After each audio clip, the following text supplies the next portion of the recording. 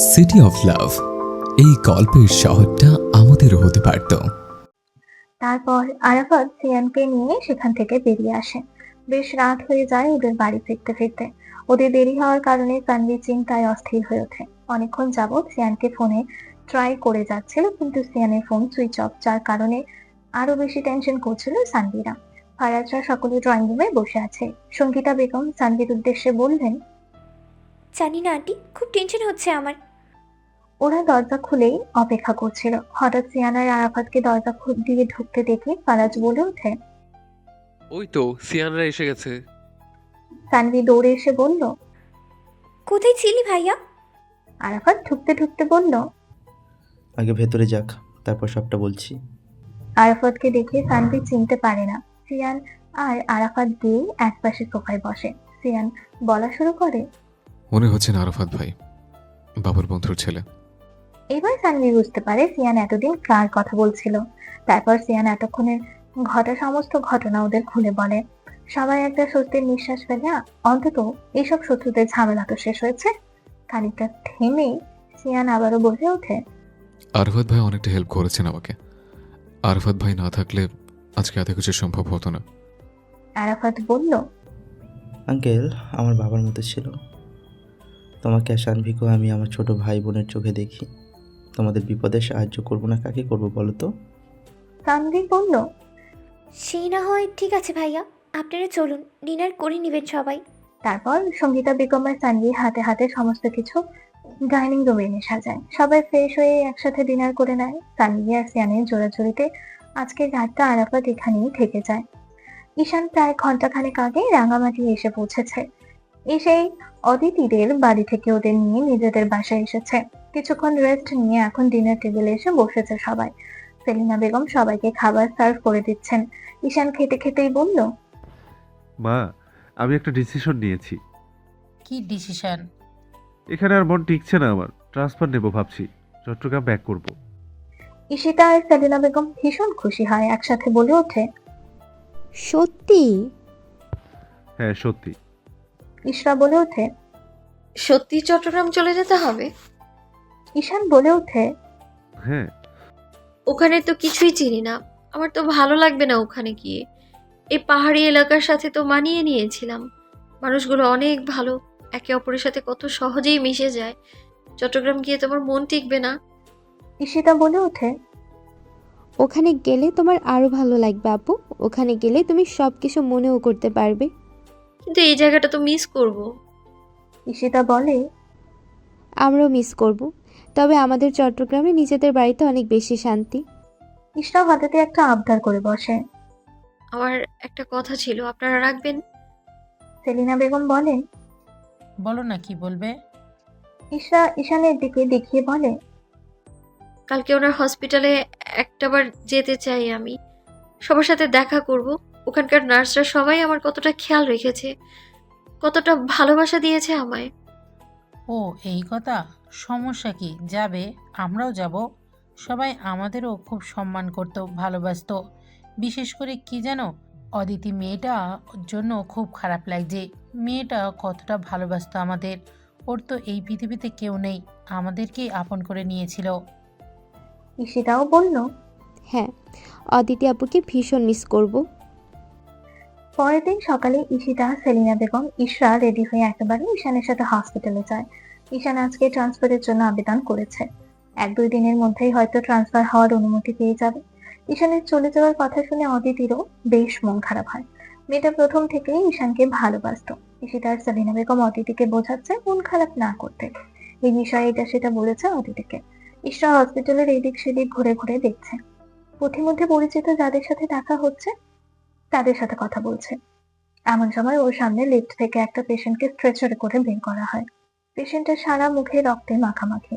রক্তে মাখামাখি এমন চেহারা দেখে তার মাথা ঘুরে ওঠে। সেদিনের ভয়ার্থ রাতের কথা কিছুটা মনে পড়তে থাকে, যেদিন ওর অ্যাক্সিডেন্ট হয়েছিল। ও একদম সিঁড়ির পাশ ঘেঁষে দাঁড়ানো ছিল। রেলিং ধরে যথাসম্ভব নিজেকে কন্ট্রোল করার চেষ্টা করছিল ইশরা, কিন্তু শেষমেশ সেন্সলেস হয়ে সিঁড়ি দিয়ে গড়িয়ে পড়ে যায়। দূর থেকে ইশরাকে সিঁড়ির থেকে গড়িয়ে পড়তে দেখে ঈশিতা জোরে চিৎকার দিয়ে বলে ওঠে। ইশরা আপু! অদিতি, ঈশিতা আর সেলিনা বেগম তিনজনেই দৌড়ে ছুটে গেলেন সিঁড়ি নিচে। সিঁড়ি দিয়ে গড়িয়ে ফ্লোরে পড়ে মাথা ফেটে গেছে ইশরার, কপাল ফেটে রক্ত বেরোচ্ছে। অদিতি আরো দুজন ওয়ার্ড বয়কে ডেকে স্ট্রেচারে তোলার জন্য ব্যবস্থা করলো ইশরাকে, আর ওই দুজনকে বলতে লাগলো, তাড়াতাড়ি ইমার্জেন্সিতে চলো আর ঈশান স্যারকে আসতে বলো। লোকগুলো ইশরাকে ইমার্জেন্সিতে নিয়ে গেল। তারপর ঈশানকে ডেকে আনালো। ঈশান হন্তদন্ত হয়ে দৌড়ে আসলো ইমার্জেন্সি রুমে। ঈশিতা আর সেলিনা বেগম ততক্ষণ ইমার্জেন্সি রুমে চলে এসেছে। ঈশান বেশ রেগে আছে। সেলিনা বেগমের উদ্দেশ্যে বললেন, তোমরা কোথায় ছিলে? এরকম হলো কি করে? সেলিনা বেগম বললেন, আমরা তো সেখানেই ছিলাম, কিন্তু হঠাৎ করে একটা পেশেন্টকে দেখে মাথা ঘুরে পড়ে যায়। ঈশান সবাইকে বলে এখান থেকে চলে যেতে। শুধু অদিতি ছিল ঈশানকে হেল্প করার জন্য। ঈশ্বর মাথার ক্ষত স্থান ট্রিটমেন্ট করে ব্যান্ডেজ করে দেয়। মাথার পেছন দিকেও বেশ আঘাত পেয়েছে ইশরা, তাই সেন্স এখনো ফেরেনি। সেলিনা বেগম আর ঈশিতা বেশ টেনশনে আছে। মায়ের অগোচরে ঈশিতা একপাশে গিয়ে সিয়ানকে ফোন করে সবটা জানায়। সিয়ান অস্থির হয়ে ওঠে। ইশরার বাবা, মা, ফারাজ আর সানভি সবাইকে নিয়ে রাঙামাটি আসার জন্য রওনা হয়।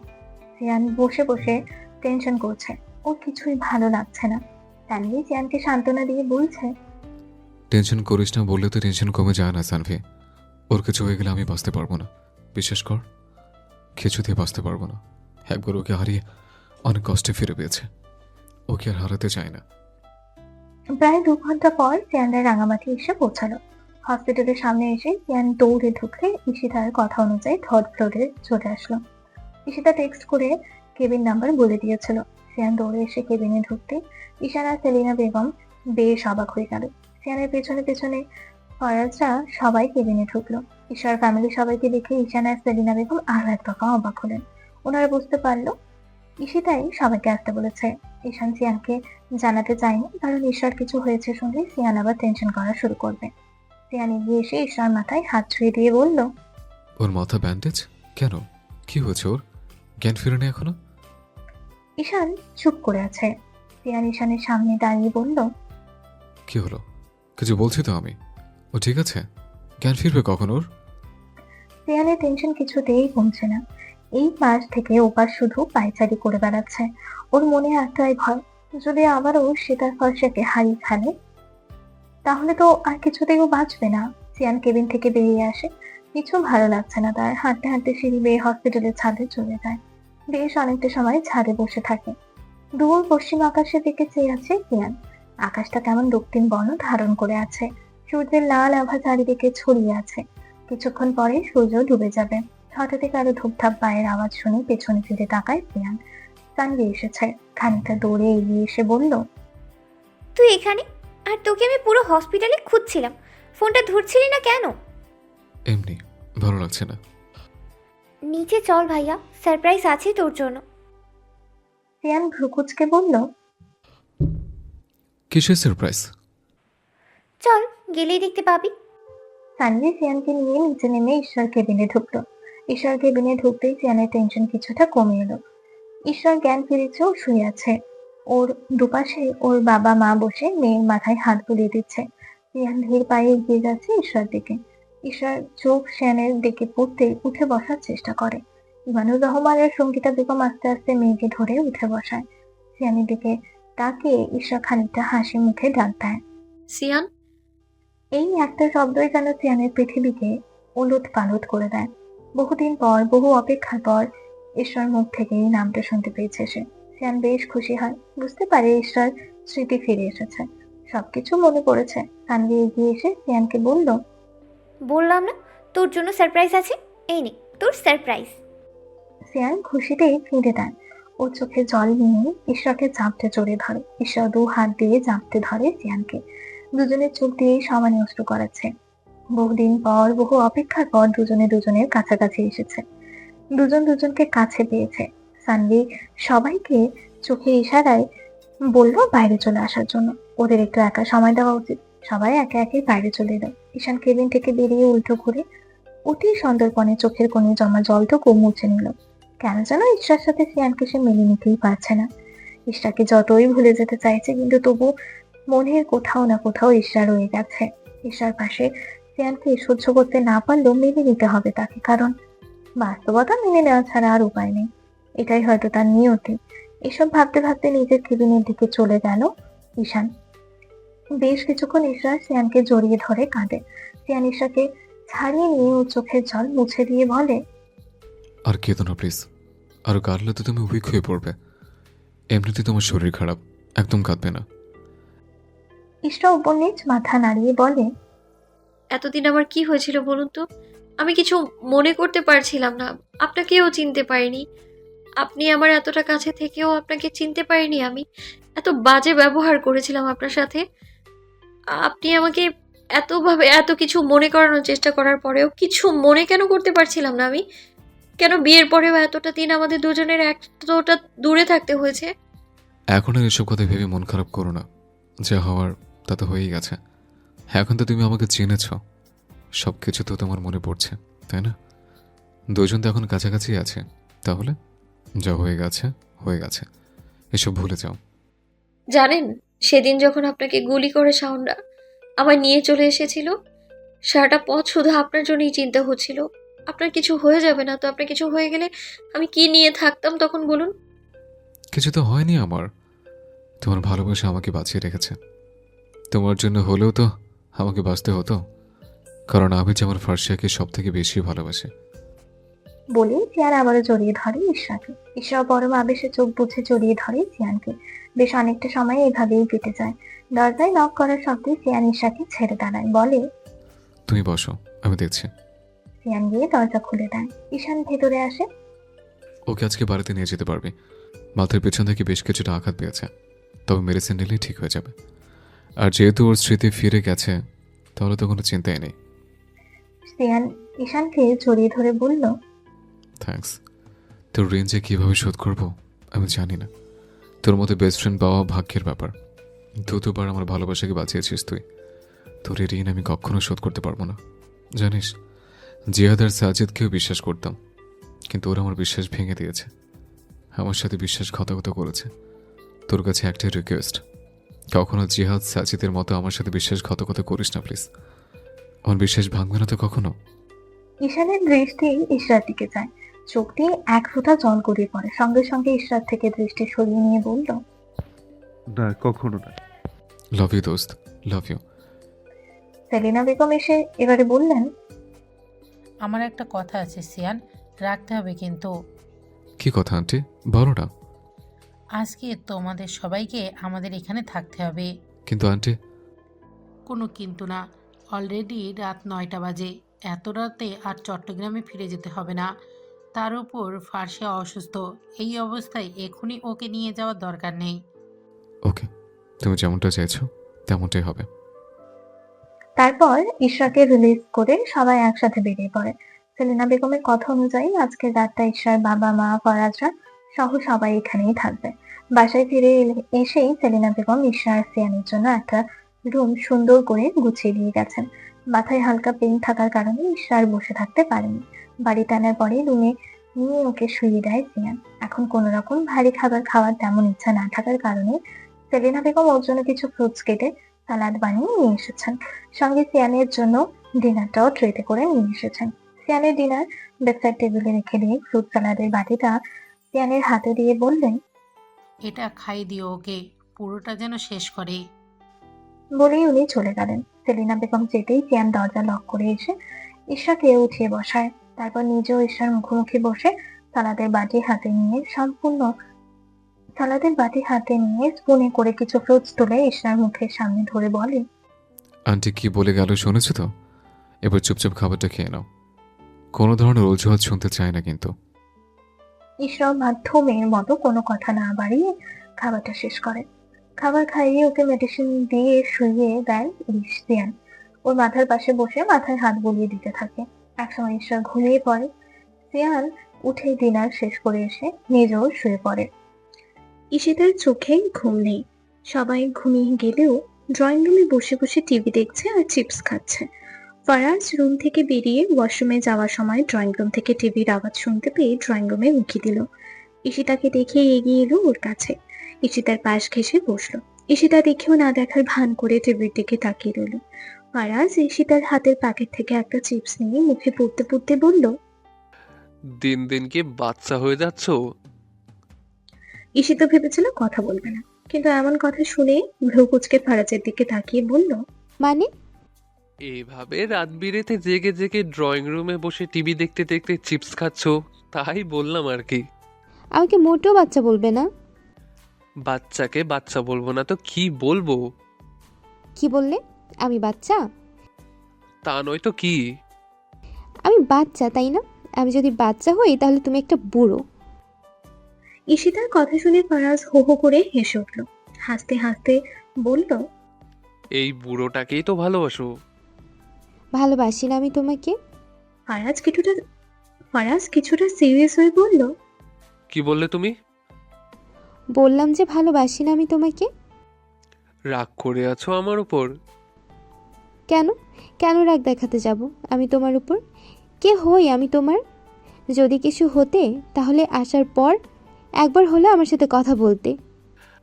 আসার পর তোমার সাথে আলাদা করে কথা বলার মতো কোনো সিচুয়েশন ছিল না ঈশিতা। ঈশিতা মুখ ঘুরিয়ে রাখলো। ফারাজ ওকে নিজের দিকে ঘুরিয়ে বলল, ট্রাই টু আন্ডারস্ট্যান্ড ঈশিতা, বোঝার চেষ্টা করো প্লিজ। তখন কি কথা বলার মতো কোনো রকম পরিস্থিতি ছিল? তুমিই বলো। ইশরার ওই অবস্থা, তোমার সঙ্গে কথা বলার মতো কোনো সিচুয়েশন ছিল না আমার। ঈশিতা হঠাৎই জড়িয়ে ধরলো ফারাজকে। জড়িয়ে ধরেই কেঁদে দিল। কাঁদতে কাঁদতে বলল, জানো এতটা দিন কতটা কষ্টে কাটাতে হয়েছে আমাকে? কতটা কষ্টে ছিলাম আমি, তোমার কোনো খোঁজ ছিল না। একটা সময় তো তোমাকে ভুল বুঝেছিলাম, ভেবেছিলাম তুমি আমাকে ঠকিয়েছো।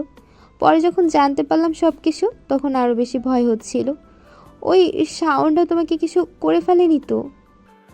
ডোন্ট ক্রাই প্লিজ, কান্না করো না। আমি তো ঠিক আছি। তুমি কি করে ভাবলে আমি তোমাকে ঠকাবো? আমি তোমাকে ভালোবাসি, তোমাকেই বিয়ে করব। তাছাড়া ঈশানের সাথে আমার কথাও হয়েছে। তোমার এইচএসসির পরেই তোমাকে একদম নিজের করে নেব, আই প্রমিস। ঈশিতা মাথা তুলে তাকায়, চোখ মুখ মুছে বলে, সত্যি ভাইয়া রাজি হয়েছে? হুম। ঈশিতা ভীষণ খুশি হয় ফারাজকে আবারও জড়িয়ে ধরল। সকাল হতেই নাস্তা করে সিয়ানরা চট্টগ্রাম যাওয়ার উদ্দেশ্যে বেরিয়ে গেল। সেলিনা বেগম বলেছিল অন্তত ইশরা খানিকটা সুস্থ হলে যাওয়ার জন্য, কিন্তু সিয়ানের এক কথা, এখনই ইশরাকে নিয়ে ওখানে ফিরবে। আর ইশরা মোটামুটি সুস্থ ফিল করছে, তাই আজই ওরা চট্টগ্রাম ফিরে যাবে। সকাল 10টা বাজে, পাহাড়ি রাস্তা দিয়ে বাস ছুটে চলেছে। ইশরা জানালা দিয়ে প্রকৃতির সৌন্দর্য উপভোগ করছে। চট্টগ্রাম রাঙ্গামাটি রোডে এই ধরনের পাহাড়ি রাস্তা ধরেই যেতে হয়। হাইওয়ে দুপাশে উঁচু উঁচু পাহাড়, আবার বেশ কিছু দূরে পাহাড়ও মাঝে মাঝে দেখা যায়। তাতে সাদা মেঘ ভেসে বেড়ায়। সবকিছু মিলিয়ে এই জার্নিটা বেশ উপভোগ করেছে ইশরা। মনটাও বেশ ভালো হয়ে গেছে ওর।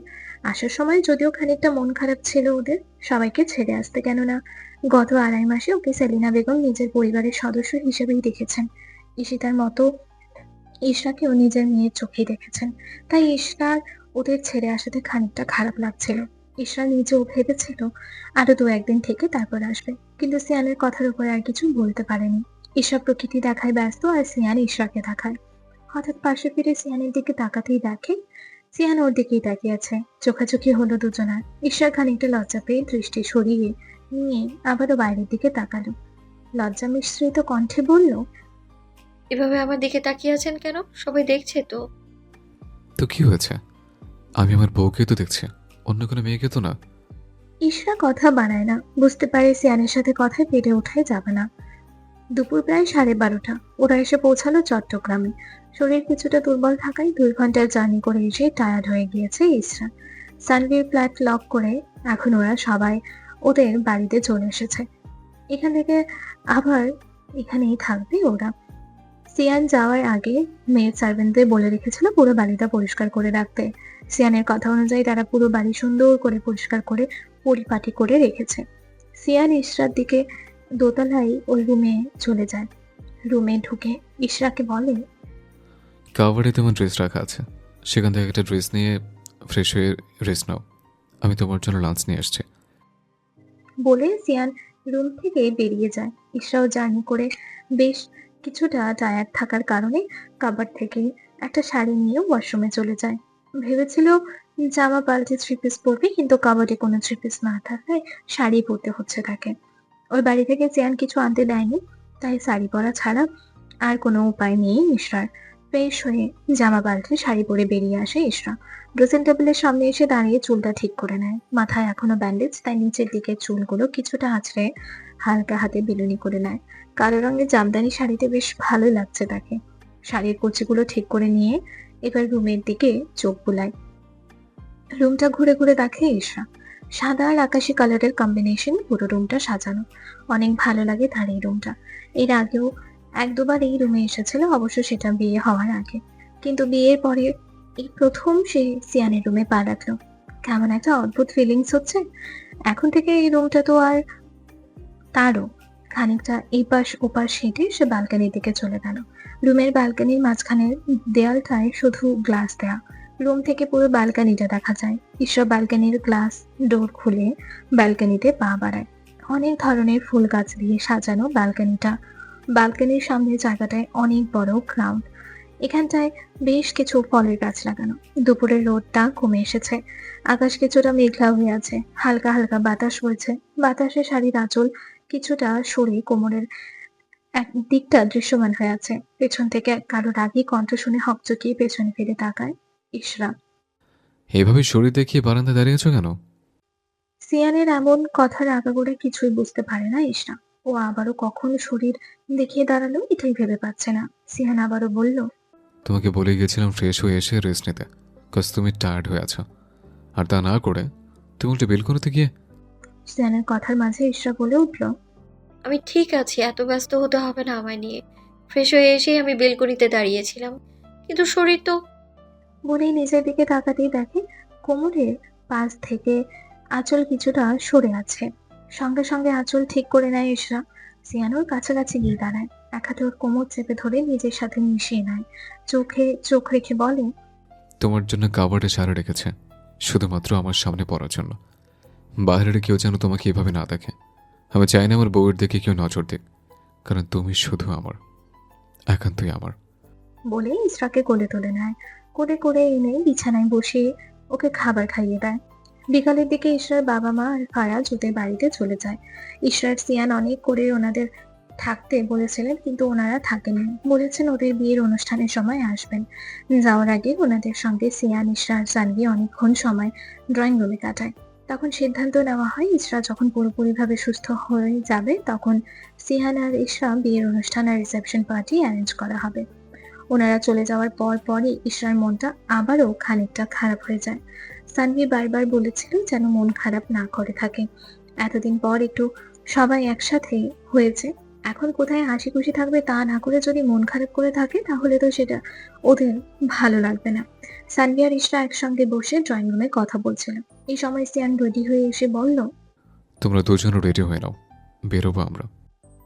সানভি বলল, কোথায় যাব? দেখছিস না তোর ভাবির মন খারাপ, ওর মন ভালো করার জন্য একটু ঘুরে নিয়ে আসবো, সাথে ওর জন্য কিছু ড্রেসও কিনে নিয়ে আসবো। ইশরা এবার প্রশ্ন করলো, আমি কি পরে বেরোবো? শাড়ি ছাড়া তো কোনো ড্রেসই নেই। সিয়ান বলল। সানভির থেকে একটা ড্রেস পরেই এখন রেডি হয়ে নাও। তারপর সানভিকে বলল, তাড়াতাড়ি ওকে নিয়ে রুমে যা, লেট করিস না। 10 মিনিটের মধ্যে রেডি হয়ে নিচে নেমে আয়, আমি ওয়েট করছি। সানভি ইশরাকে নিয়ে ওর রুমে চলে গেল।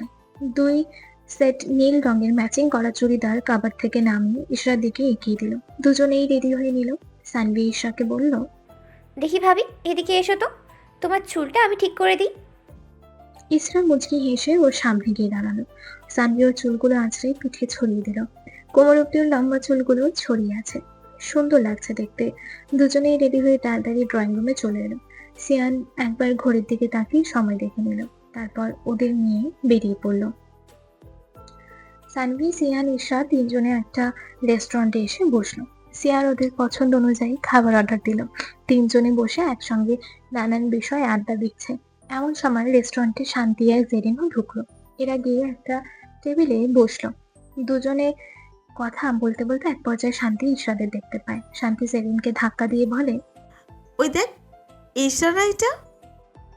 জেরিন সঙ্গে সঙ্গে পেছন দিকে তাকালো। হ্যাঁ, ইশরাই তো। চল ওখানে যাই। বলেই শান্তি টানতে টানতে জেরিনকে নিয়ে ইশরাদের টেবিলের সামনে গিয়ে দাঁড়ালো। জেরিনই প্রথম বলল, ইশরা তুই? কতদিন পর তোর সাথে দেখা। তোর বিয়ের দিনের পর থেকে তোদের কারোরই আর কোনো খোঁজ পাইনি। কোথায় ছিলি তোরা এতদিন? সিয়ান বলল।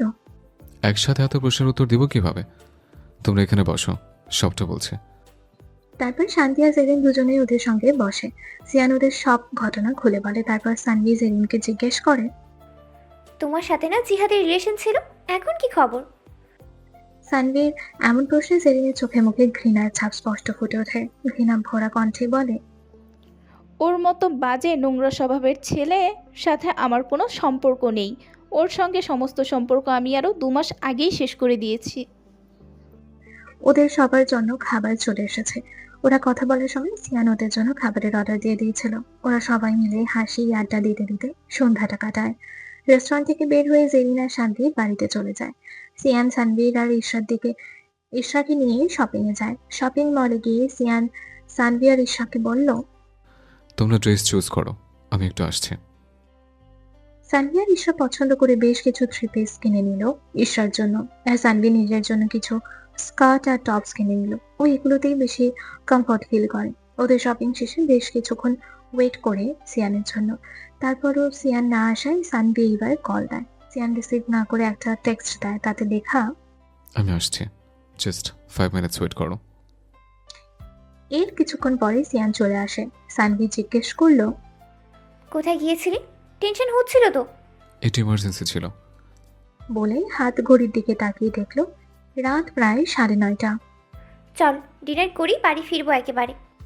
প্রায় 1 সপ্তাহ পর। ঈশা এখন সম্পূর্ণ সুস্থ। এতদিন ঈশা অসুস্থ থাকায় ঈশাকে সময় দিয়েছে সিয়ান।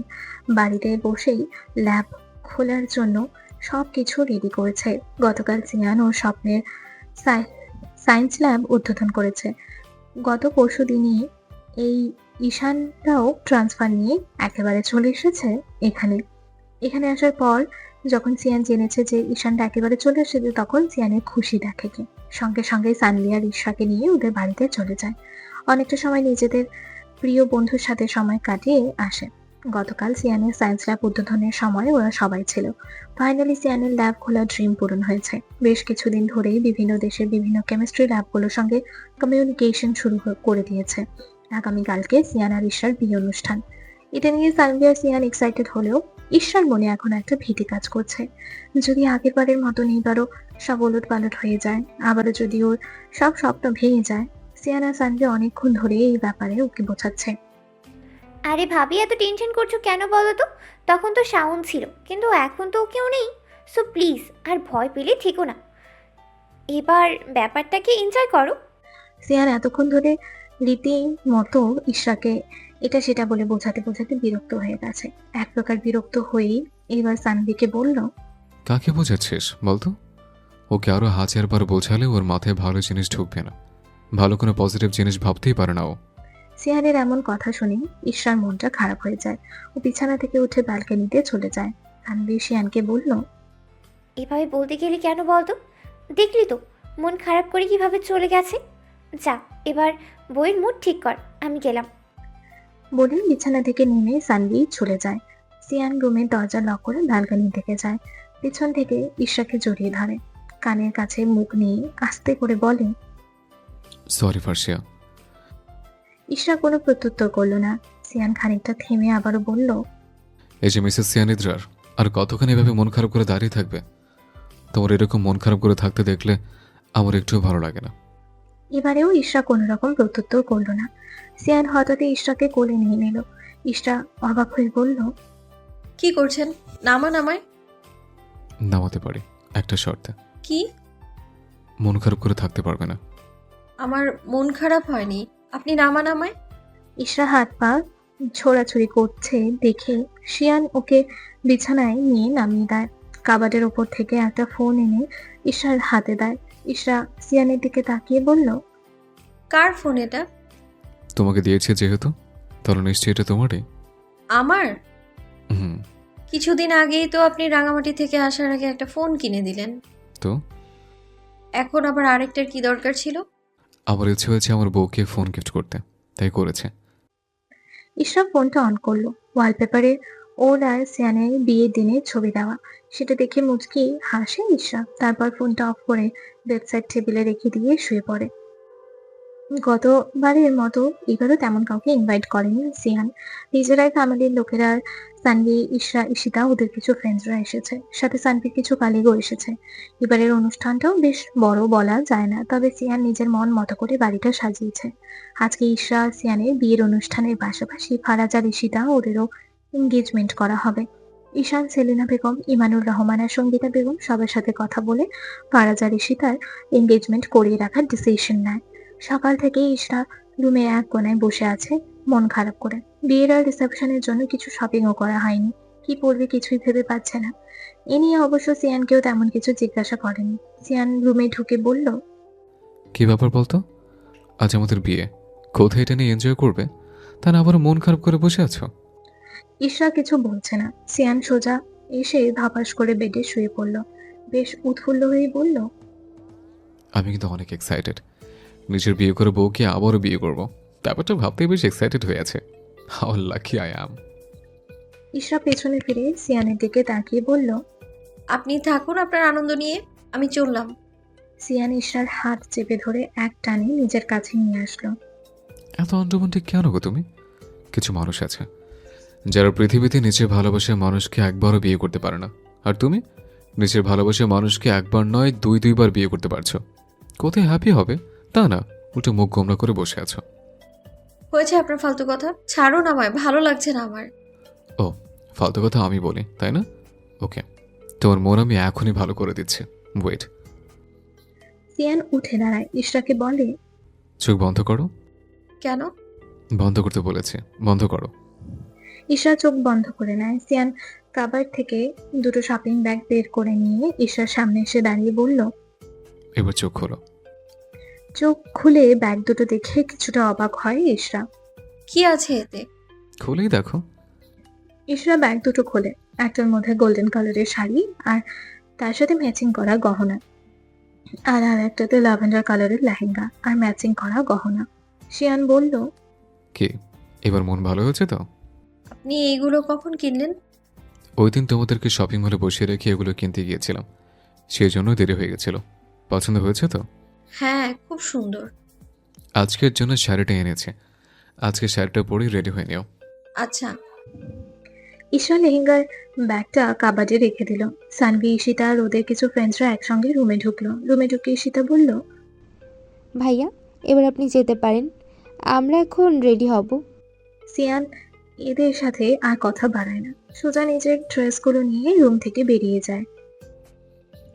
ঘন্টাখানেকের মধ্যেই ওরা সবাই রেডি হয়ে নেয়। সানভি ঈশাকে নিয়ে নিজের মনের মতো করে সাজিয়ে দিয়েছে আজকে।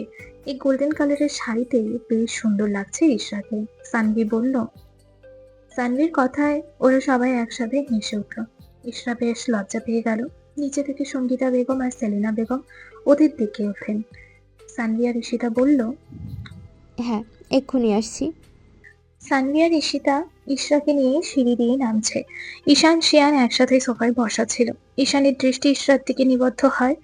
বেশ কিছুক্ষণ তাকে থেকে দৃষ্টি সরিয়ে নেয় ঈশান। ঈশাকে বিয়ের সাজে দারুণ লাগছে। আজকের দিনটা তো ঈশান ইশরারও হতে পারত। ঈশান তো ইশরাকে নিয়ে এই দিনটার স্বপ্ন বুনেছিল, কিন্তু এটা তো সম্ভব নয় এখন, কারণ নিজের বন্ধুর ভালোবাসা সে কেড়ে নিতে পারবে না। বন্ধুর সঙ্গে বিশ্বাসঘাতকতা করতে পারবে না সে। সানভি আর ঈশিতা ইশরাকে এনে সিয়ানের সাথে বসায়। ইসলামের নিয়ম অনুযায়ী ওদের বিয়ে এর আগে হয়েছে, তাই আজকে শুধু রেজিস্ট্রি হবে। ঈশান সোফা থেকে উঠে দাঁড়িয়ে খানিকটা দূরে গিয়ে দাঁড়ালো। ঈশানের মন ভীষণ খারাপ, চোখে জল ভাসছে, পলক ফেললেই গড়িয়ে পড়বে, তবু বহু কষ্টে হাসি মুখে দাঁড়িয়ে আছে। ঈশিতা বুঝতে পারছে ঈশানের কষ্ট। ঈশান যে কতটা কষ্ট নিজের ভেতরে চেপে রেখে হাসি মুখে দাঁড়িয়ে আছে তা ঈশিতা বুঝতে পারছে। ঈশিতা গিয়ে ঈশানের পাশে দাঁড়ালো। ঈশানকে বলে, ভেঙে পড়ো না ভাইয়া, নিজেকে শক্ত করো। তোমার জন্য আল্লাহ এমন একজনকে পাঠিয়ে রেখেছে যে কিনা তোমাকে নিজের থেকেও বেশি ভালোবাসবে। ভীষণ ভালোবাসে সে তোমাকে। ঈশিতার মুখে এমন কথা শুনে অবাক হয় ঈশান। প্রশ্নবোধক দৃষ্টিতে তাকিয়ে বলল, মানে তোর কথা ঠিক বুঝলাম না। ঈশিতা মুচকে হেসে বলল, এখন কিছু বুঝতে হবে না, সময় হলে সব ঠিকই বুঝতে পারবে। ঈশান আর কোনো কথা বলে না, চুপচাপ দাঁড়িয়ে থাকে। সিয়ান ইশরা দুজনে একে একে রেজিস্ট্রি পেপারে সাইন করলো। এখন ঈশিতা আর ফারাজের এঙ্গেজমেন্ট হবে। দুজনেই ভীষণ খুশি। দুজনের পরিবার যে এত সহজে মেনে নেবে সবকিছু তারা কেউই কল্পনা করতে পারেনি। ফারাজ আর ঈশিতা দুজন দুজনকে আংটি পরিয়ে দেয়। দুজনের এঙ্গেজমেন্টের অনুষ্ঠান শেষে বড়রা আগে খেতে বসেছে, আর সাথে ওদের কিছু গেস্ট সহ। ওদের খাওয়া দাওয়া শেষে এবার সিয়ান, ইশরা, সানভি, ঈশান, ফারাজ, ঈশিতা আর ওদের কিছু ফ্রেন্ডসরা একসাথে খেতে বসলো। খেতে খেতে ঈশানের ফ্রেন্ড জয় জিজ্ঞেস করলো। ঈশান কিছুই বলে না, কথাটা না শোনার ভান ধরে চুপচাপ খেতে থাকে। সিয়ান মুচকি হেসে বলল, কি ব্যাপার ঈশান, কিছু বলছিস না যে? বিয়ের প্ল্যানিং কি তোর? ঈশান তাচ্ছিল্য হেসে বলল, বিয়ে? এই বিয়ে নামক জিনিসটাকেই হেড করি আমি। কাউকে নিজের জীবনের সাথে জড়ানোর কোনো ইন্টারেস্ট নেই আমার। ফারাজ বলল। কি ব্যাপার বলো তো, ছ্যাঁকা ট্যাঁকা খেয়েছো নাকি? ঈশিতা ঈশানের মনের অবস্থা বুঝতে পারছে। তার ভাইয়ের মনের মধ্যে কি চলছে সেটা তো তার থেকে কাউকে বলতে পারবে না সে। যার কষ্ট হয় সেই শুধু বোঝে। পরিস্থিতি স্বাভাবিক করতে ঈশিতা বলল। ঈশিতা যে সানভিকে ইঙ্গিত করে কথাটা বলেছে সেটা বুঝতে পেরে সিয়ান ঈশানের দিকে তাকিয়ে বলল, আমার বোন যাকে ভালোবাসে তার সাথে ওর বিয়ে দেব। এবার ওই ব্যাটা বিয়ে করতে যদি নাও রাজি থাকে তাহলে ধরে বেঁধে এনে হলেও বিয়ে দিয়ে ছাড়বো। কথাটা যে ঈশানকে উদ্দেশ্য করে বলেছে সিয়ান সেটা বুঝতে পেরে ঈশিতা হেসে উঠল। ঈশান বলল, কি ব্যাপার, এভাবে হাসছিস কেন? সেটা তুমি বুঝবে না, তাই না সিয়ান ভাইয়া? শেষ কথাটা সিয়ানের দিকে তাকিয়ে বলল ঈশিতা। ঈশিতার কথা বলার ধরনে সিয়ান বুঝতে পারলো সানভি যে ঈশানকে ভালোবাসে এই ব্যাপারটা ঈশিতা জানে। সিয়ানও ঈশিতার সাথে কথায় তাল মিলিয়েই বলল, একদম, এসব ঈশানের মাথায় ঢুকবে না। ঈশান টেবিল ছেড়ে উঠে দাঁড়িয়ে বলল, ভালো তো, তোদের দুই সায়েন্টিস্টের মাথায় তো সবই ঢুকে। তোরাই খা বসে বসে, আমি গেলাম। বলে ঈশান চলে গেল। ঈশরা আর সানভি এতক্ষণ খাচ্ছিল আর সবার কথা শুনছিল। ঈশান এভাবে খাবার ছেড়ে উঠে যাওয়াতে ঈশরা সিয়ানের দিকে তাকিয়ে বলল, দিলেন তো ভাইয়াকে রাগিয়ে, কি দরকার ছিল খাবার টেবিলে বসে এতগুলো কথা বলার? আরে ছাড়ো তোর কথা, শুধু শুধু রাগ দেখানো ওর স্বভাব। আমরা একটু ফান করছিলাম আর ও ব্যাপারটাকে সিরিয়াসলি নিয়ে চলে গেল। তারপর ওরা সবাই মিলে খাওয়া দাওয়া শেষ করলো। খাওয়া দাওয়ার পর ঈশিতা, সানভি ওদের ফ্রেন্ডসরা চলে যায়। শুধু ঈশানের দুজন ফ্রেন্ড আর জেরিন, শান্তি ওরা থেকে যায়। সিয়ানের রুমটা আজকে অনেক সুন্দর করে ফুল দিয়ে সাজানো হয়েছে। এর আগের বার তো বিয়ের সময় ওদের আলাদা হয়ে যেতে হয়েছিল, তাই তখন তো আর এইভাবে ঘর সাজানো হয়নি। তবে সিয়ানের ইচ্ছে তখন যা কিছু অপূর্ণ ছিল এবার সবকিছুই পূর্ণ করবে সে। তাই এবার সুন্দর করে ওর ঘরটা সাজিয়েছে।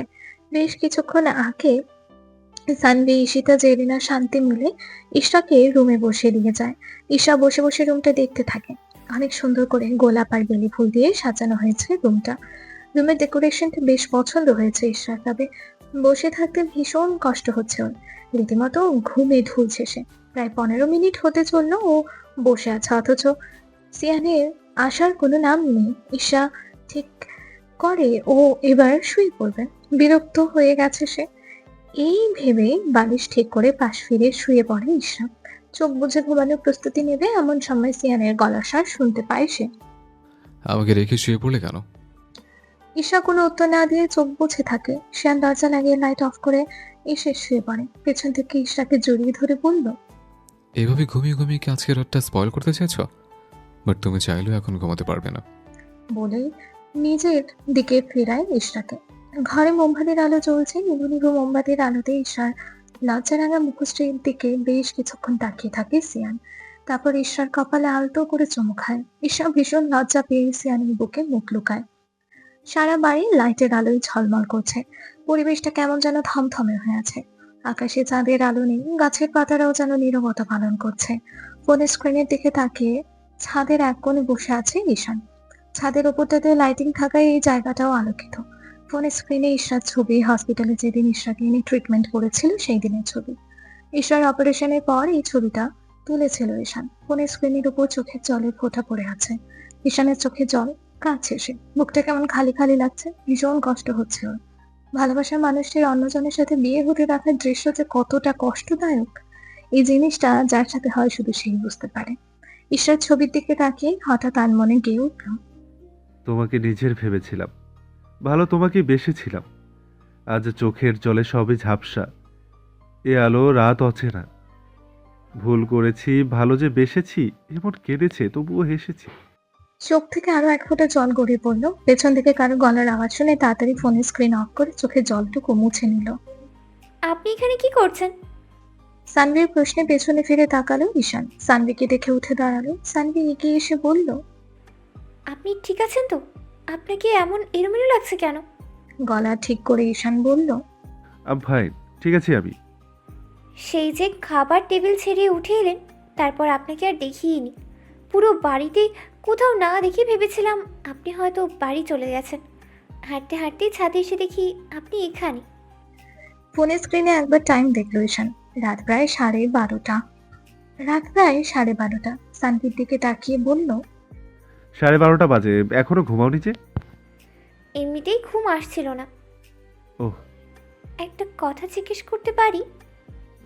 বলো। আপনি কি কাউকে ভালোবাসেন? ঈশান সানভির দিকে তাকিয়ে ভ্রু কুঁচকে বলল, হঠাৎ এই প্রশ্ন? আপনাকে খাবার টেবিলে কেমন ডেসপারেট দেখাচ্ছিল, তাই। না, তেমন কিছু না। সানভির কেন যেন মনে হলো ঈশান লুকিয়ে যাচ্ছে কিছু, হয়তোবা তাকে বলতে চাচ্ছে না। তাই সানভি আর এই বিষয়ে কিছুই বলল না।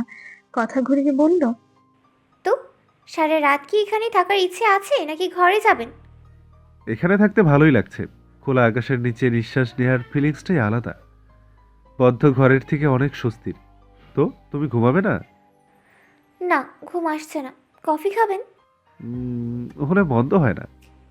আপনি ওয়েট করুন, জাস্ট 5 মিনিটের মধ্যেই নিয়ে আসছি। সানভি দৌড়ে নিচে নেমে সোজা কিচেনে চলে যায়। ঝটপট দুমক কফি করে ছাদে চলে আসে। সানভিকে দেখে ঈশান বলল, বাহ, এত তাড়াতাড়ি করে ফেললে। এই নিন, খেয়ে বলুন কেমন হয়েছে। ঈশান খানিকটা হেসে সানভির থেকে কফির মগটা নিয়ে এক চুমুক খেয়েই বলল, ইয়াম্মি, এত ভালো কফি বানাতে পারো, জানতাম না তো।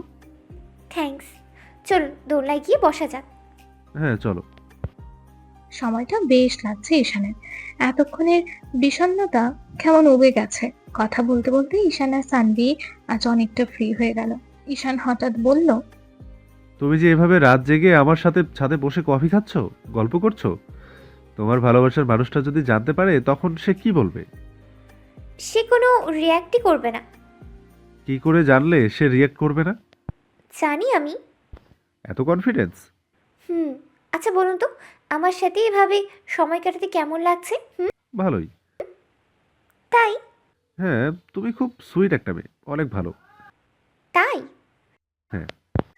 এইভাবে কথা বলতে বলতে দুজনেই কখন যে দোলনায় ঘুমিয়ে পড়লো খেয়াল নেই। ভোরের আলো ফুটতে শুরু করেছে। বাইরে পাখিদের কিচিরমিচির শব্দ শোনা যাচ্ছে। ইশরার ঘুম ভেঙে গেছে। চোখ মেলে রাখে শিয়ান পাশে উপর হয়ে শুয়ে ঘুমাচ্ছে। ইশরা উঠে বসে। খানিকটা সময় ব্যালকনির দিকে তাকিয়ে থেকে বিছানা ছেড়ে নেমে দাঁড়ায়। চুলে হাত খোপা করতে করতে কাবার থেকে ব্ল্যাক কালার একটা শাড়ি নিয়ে ওয়াশরুমে চলে যায়। বেশ অনেকক্ষণ বাদে ফ্রেশ হয়ে আসে। ব্যালকনিতে গিয়ে দাঁড়ায় ইশরা। সকালটা বেশ সুন্দর। রোদ এখনো পুরোপুরি ওঠেনি। হালকা বাতাস বইছে বাইরে। ইশরা ভাবলো ছাদে যাবে। যেই ভাবা সেই কাজ। রুমের দরজাটা চাপিয়ে দিয়ে রুম থেকে বের হয়ে যায় ইশরা। সিঁড়ি বেয়ে ছাদে চলে যায়। এই প্রথম সেই বাড়ির ছাদে উঠেছে। ছাদের একপাশে সুইমিং পুল আর একপাশে অনেকগুলো ফুলের গাছ লাগানো। তার থেকে খানিকটা দূরে দোলনা। দোলনার দিকে চোখ যেতে ইশরা বেশ অবাক হয়ে যায়। দোলনার সামনে গিয়ে দাঁড়ায়। ঈশান দোলনার হেলান দিয়ে ঘুমাচ্ছে আর ওর কাঁধে মাথা রেখে সানভি ঘুমিয়ে আছে। ইশরা ওদের দুজনকে এইভাবে দেখে মৃদু হাসে। সেখান থেকে সরে সুইমিং পুলের পানিতে পা ভিজে বসে। হালকা বাতাস আর পাখিদের কিচিরমিচির শব্দে পরিবেশটা অনেক মনোরম আর স্নিগ্ধ লাগছে। এভাবে সুইমিং পুলের ধারে বসে থাকতে বেশ ভালো লাগছে ইশরার। বেশ অনেকক্ষণ ঈশা এখানেই কাটায়। ঈশানের ফোন কল আসে। ঈশান নড়ে চড়ে উঠে যায়। সানভির ঘুমও ভেঙে যায়। এভাবে ঈশানের কাঁধে মাথা রেখেও সারা রাত কাটিয়ে দিয়েছে ভাবতেই লজ্জা পেয়ে যায়। ঈশান ঘুম ঘুম চোখে কল রিসিভ করার আগে কলটা কেটে যায়। সানভি ইতস্তত বোধ করে বলে, সরি, কখন যে ঘুমিয়ে পড়েছিলাম এভাবে খেয়ালই নেই। It's okay. বলেই ঈশান উঠে দাঁড়ায়। পিছন থেকে ইশরাকে দেখে তাড়াতাড়ি ছাদ থেকে নেমে যায়। ঈশানের দৃষ্টি অনুসরণ করে পিছনে ফিরতে ইশরাকে দেখে অবাক হয়ে যায় সানভি। এগিয়ে গিয়ে বলল, ভাবি, এত সকালে তুমি এখানে? সানভির কথার পেছন ফিরে তাকালো ইশরা, মুচকি হেসে বলল, গুড মর্নিং। ঘুম থেকে উঠে ইচ্ছে হলো তাই ছাদে চলে এলাম। কখন এলে? আমাকে ডাকতে পারতে। তোমাদের সুন্দর মোমেন্ট নষ্ট করতে চাইনি। ভাবি, তুমি যেমনটা ভাবছো তেমনটা না। ইশরা উঠে দাঁড়ালো, দুষ্টুমি মাখা হাসি দিয়ে বলল। তাহলে ব্যাপারটা কি তুমিই বলো ডিয়ার ননদিনী। সানভি খানিকটা লজ্জা মাখা কণ্ঠে বলল, আসলে আমি ওনাকে ভালোবাসি। বুঝলাম। তো দুজন দুজনকে যে ভালোবাসো এটা কি তোমার ভাইয়া জানে? উনি আমায় ভালোবাসে না। না, ভালোবাসলে তোমার সাথে সারা রাত ছাদে ছিল। এটাই তো, এমনি কথা বলতে বলতে দুজনে ঘুমিয়ে পড়েছিলাম। ইশরা ঠোঁট চেপে হেসে বলল, বুঝি ননদিনী, সবই বুঝি। চলো গিয়ে ফ্রেশ হয়ে ব্রেকফাস্ট করবে। দুজনে নিচে এসে দেখে ড্রয়িং রুমে সিয়ান, ঈশান আর ওদের সব ফ্রেন্ডসরা মিলে একসঙ্গে বসে আড্ডা দিচ্ছে। ঈশাকে দেখে সিয়ান বলল, কোথায় ছিলে তোমরা? তোমাদের জন্য ওয়েট করছিলাম। এসো, ব্রেকফাস্ট করবে। ঈশা আর সানভি ওরা দুজনে গিয়ে বসলো ব্রেকফাস্ট টেবিলে। ঈশান আর সানভি মুখোমুখি বসেছে। খেতে খেতে হঠাৎ ঈশিতা বলল, সানভি আপু, কাল মাঝরাতে ঘুম ভাঙার পর তোমাকে পাশে পাইনি, কোথায় ছিলে তুমি? ঈশিতার এমন প্রশ্নে ঈশান আর সানভি ভীষণ বিব্রতকর অবস্থায় পড়ে। সানভি আমতা আমতা করে বলে, ওয়াশরুমে গিয়েছিলাম। ঈশিতা ঠোঁট চেপে হাসে, কোনো রকমে হাসিটা কন্ট্রোল করে বলে, সারা রাত তুমি ওয়াশরুমে ছিলে? সারা রাত থাকতে যাব কেন? আমি যখন ওয়াশরুমে ছিলাম তখনই হয়তো তোমার ঘুম ভেঙেছিল।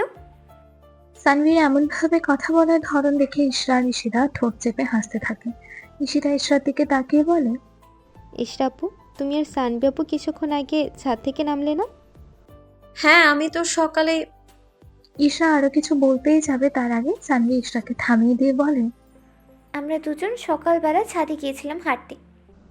ও, তাই বুঝি। তাই। তো কাল রাতে কি ভূতের জন্য কফি নিয়ে গিয়েছিলে ছাদে? আমি কিন্তু ভাইয়াকে ওরাতে ছাদে যেতে দেখেছিলাম। বাই এনি চান্স তোমরা দুজন? ঈশিতার কথায় ঈশান কেসে ওঠে। সিয়ান ঈশানের দিকে পানি এগিয়ে দেয়। এই রে, ধর ভাই, পানি খা। এদিকে সানভির চোখে মুখে তো জাত অবস্থা। সবাই বুঝে ফেলেনি তো ও আর ঈশান যে একসাথে ছিল। ইস, এইবার সবাই কি ভাববে ওকে। লজ্জায় মাথা কাটা যাচ্ছে সানভির। ওদের বাকি সব ফ্রেন্ডরা ঈশান আর সানভির দিকে তাকিয়ে মিটমিটিয়ে হাসছে। সবাই কিছুটা হলে আন্দাজ করতে পারছে হয়তো বা ওরা একসাথে ছিল। ঈশান পানি খেয়ে স্বাভাবিক হওয়ার পর বলল, খাবার সময় এত কথা বলতে নেই ঈশিতা, চুপচাপ খাবার খা। আমি তো খাবার খাচ্ছি, শুধু জানতে চাইছি আর কি কালকে সারা রাত ছাদে কারা ছিল? এত কিছু জেনে কি করবি তুই?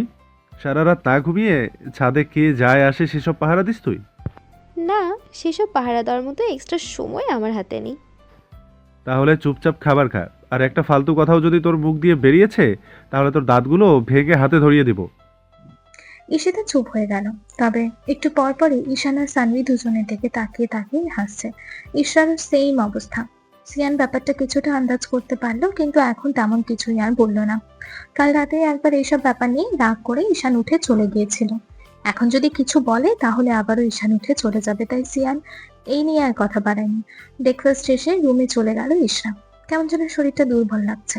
রুমে এসে শুয়ে পড়লো সে। কিছুক্ষণ বাদে সিয়ানও রুমে এলো। ঈশাকে বলল, কি ব্যাপার, তুমি চলে এসছো যে?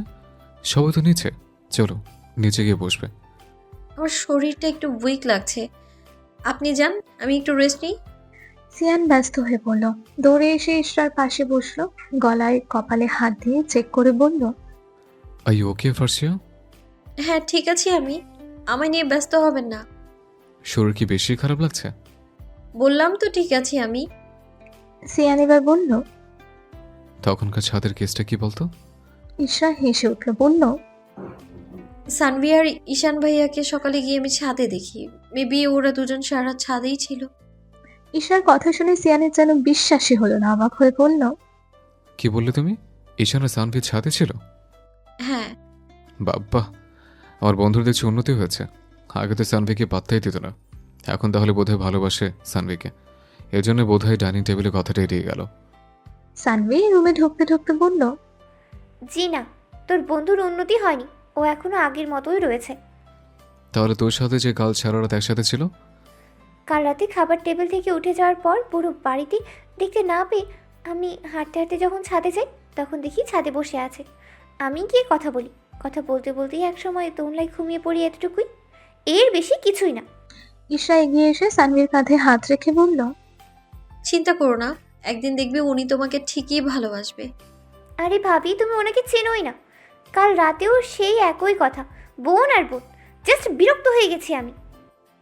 সানভীর কথা বলার স্টাইলে সিয়ান হো হো করে হেসে উঠল। হাসতে হাসতেই বলল, তোদের দুজনের স্টোরি দেখে আমি না হেসে পারছি না।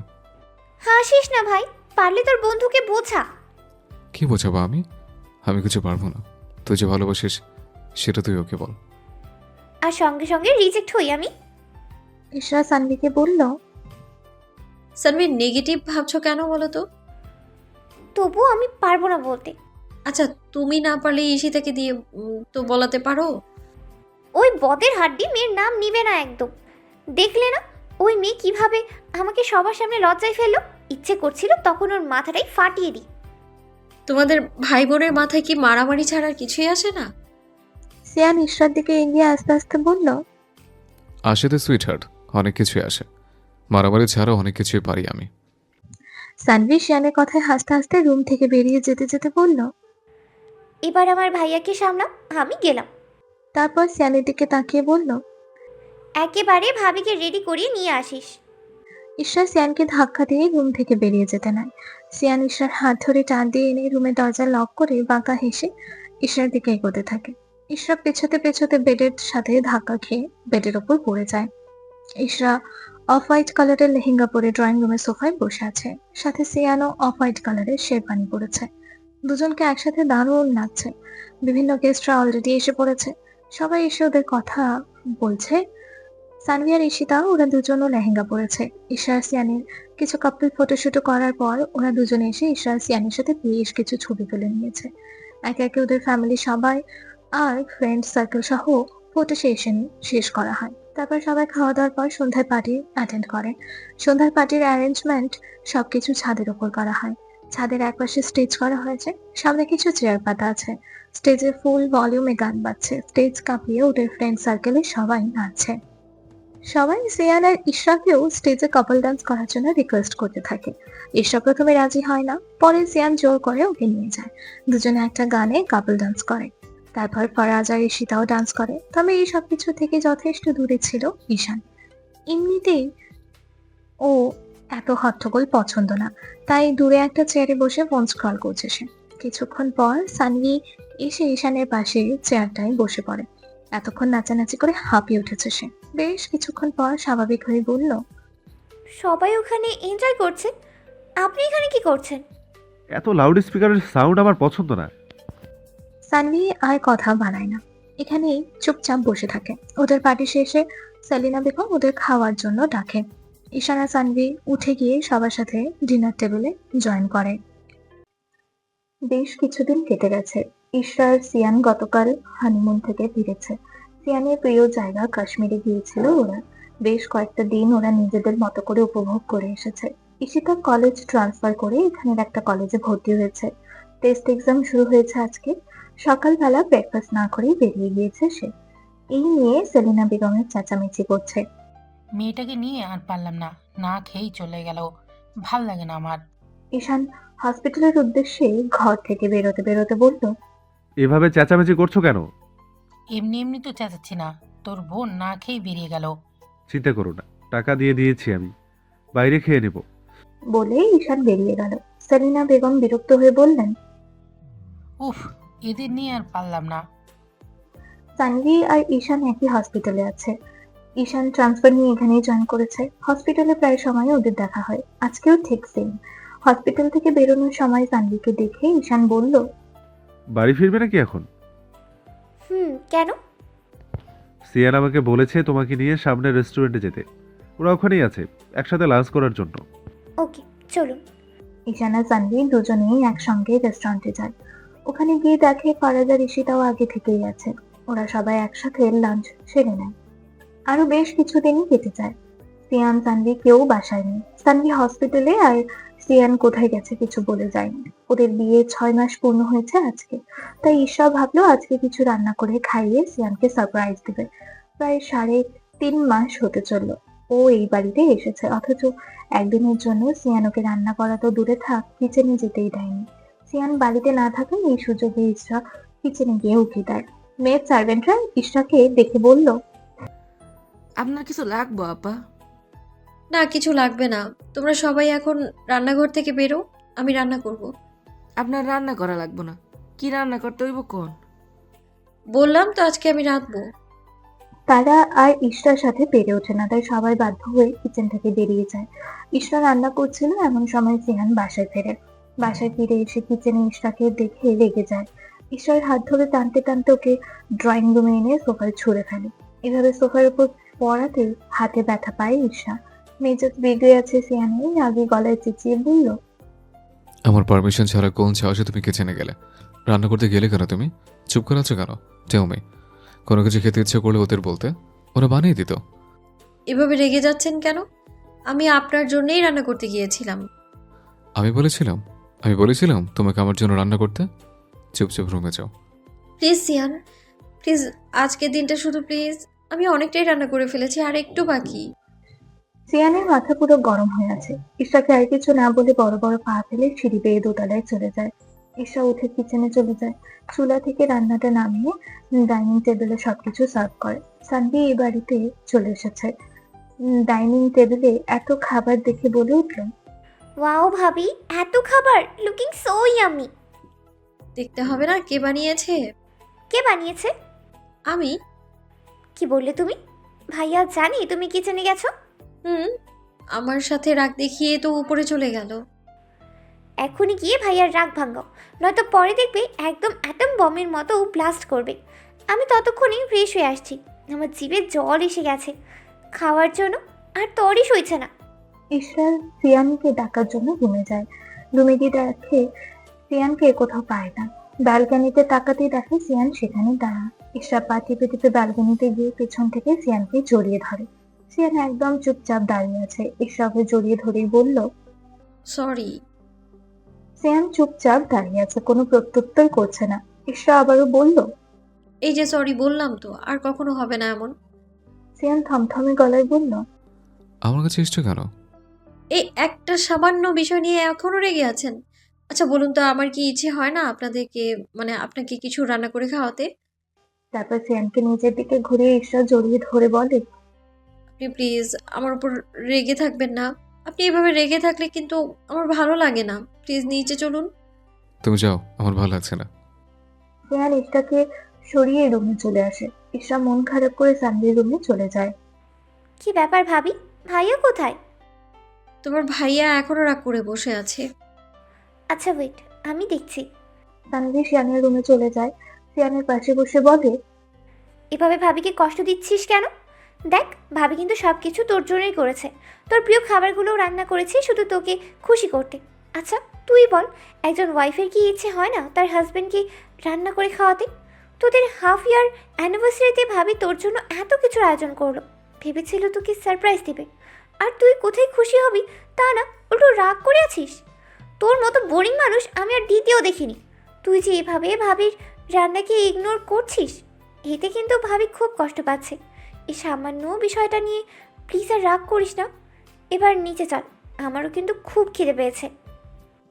সিয়ান বেশ কিছুক্ষণ চুপ করে বসে রইল। তারপর সানভিকে বলল, ফার্সিয়া কোথায়? আমার রুমে। কেন? সিয়ান আর কোনো কথার জবাব না দিয়ে সোজা সানভির রুমে চলে গেল। জানালার গ্রিল ধরে মন খারাপ করে দাঁড়িয়ে আছে ঈশা। সিয়ান সোজা গিয়ে ঈশাকে কোলে তুলে নিল।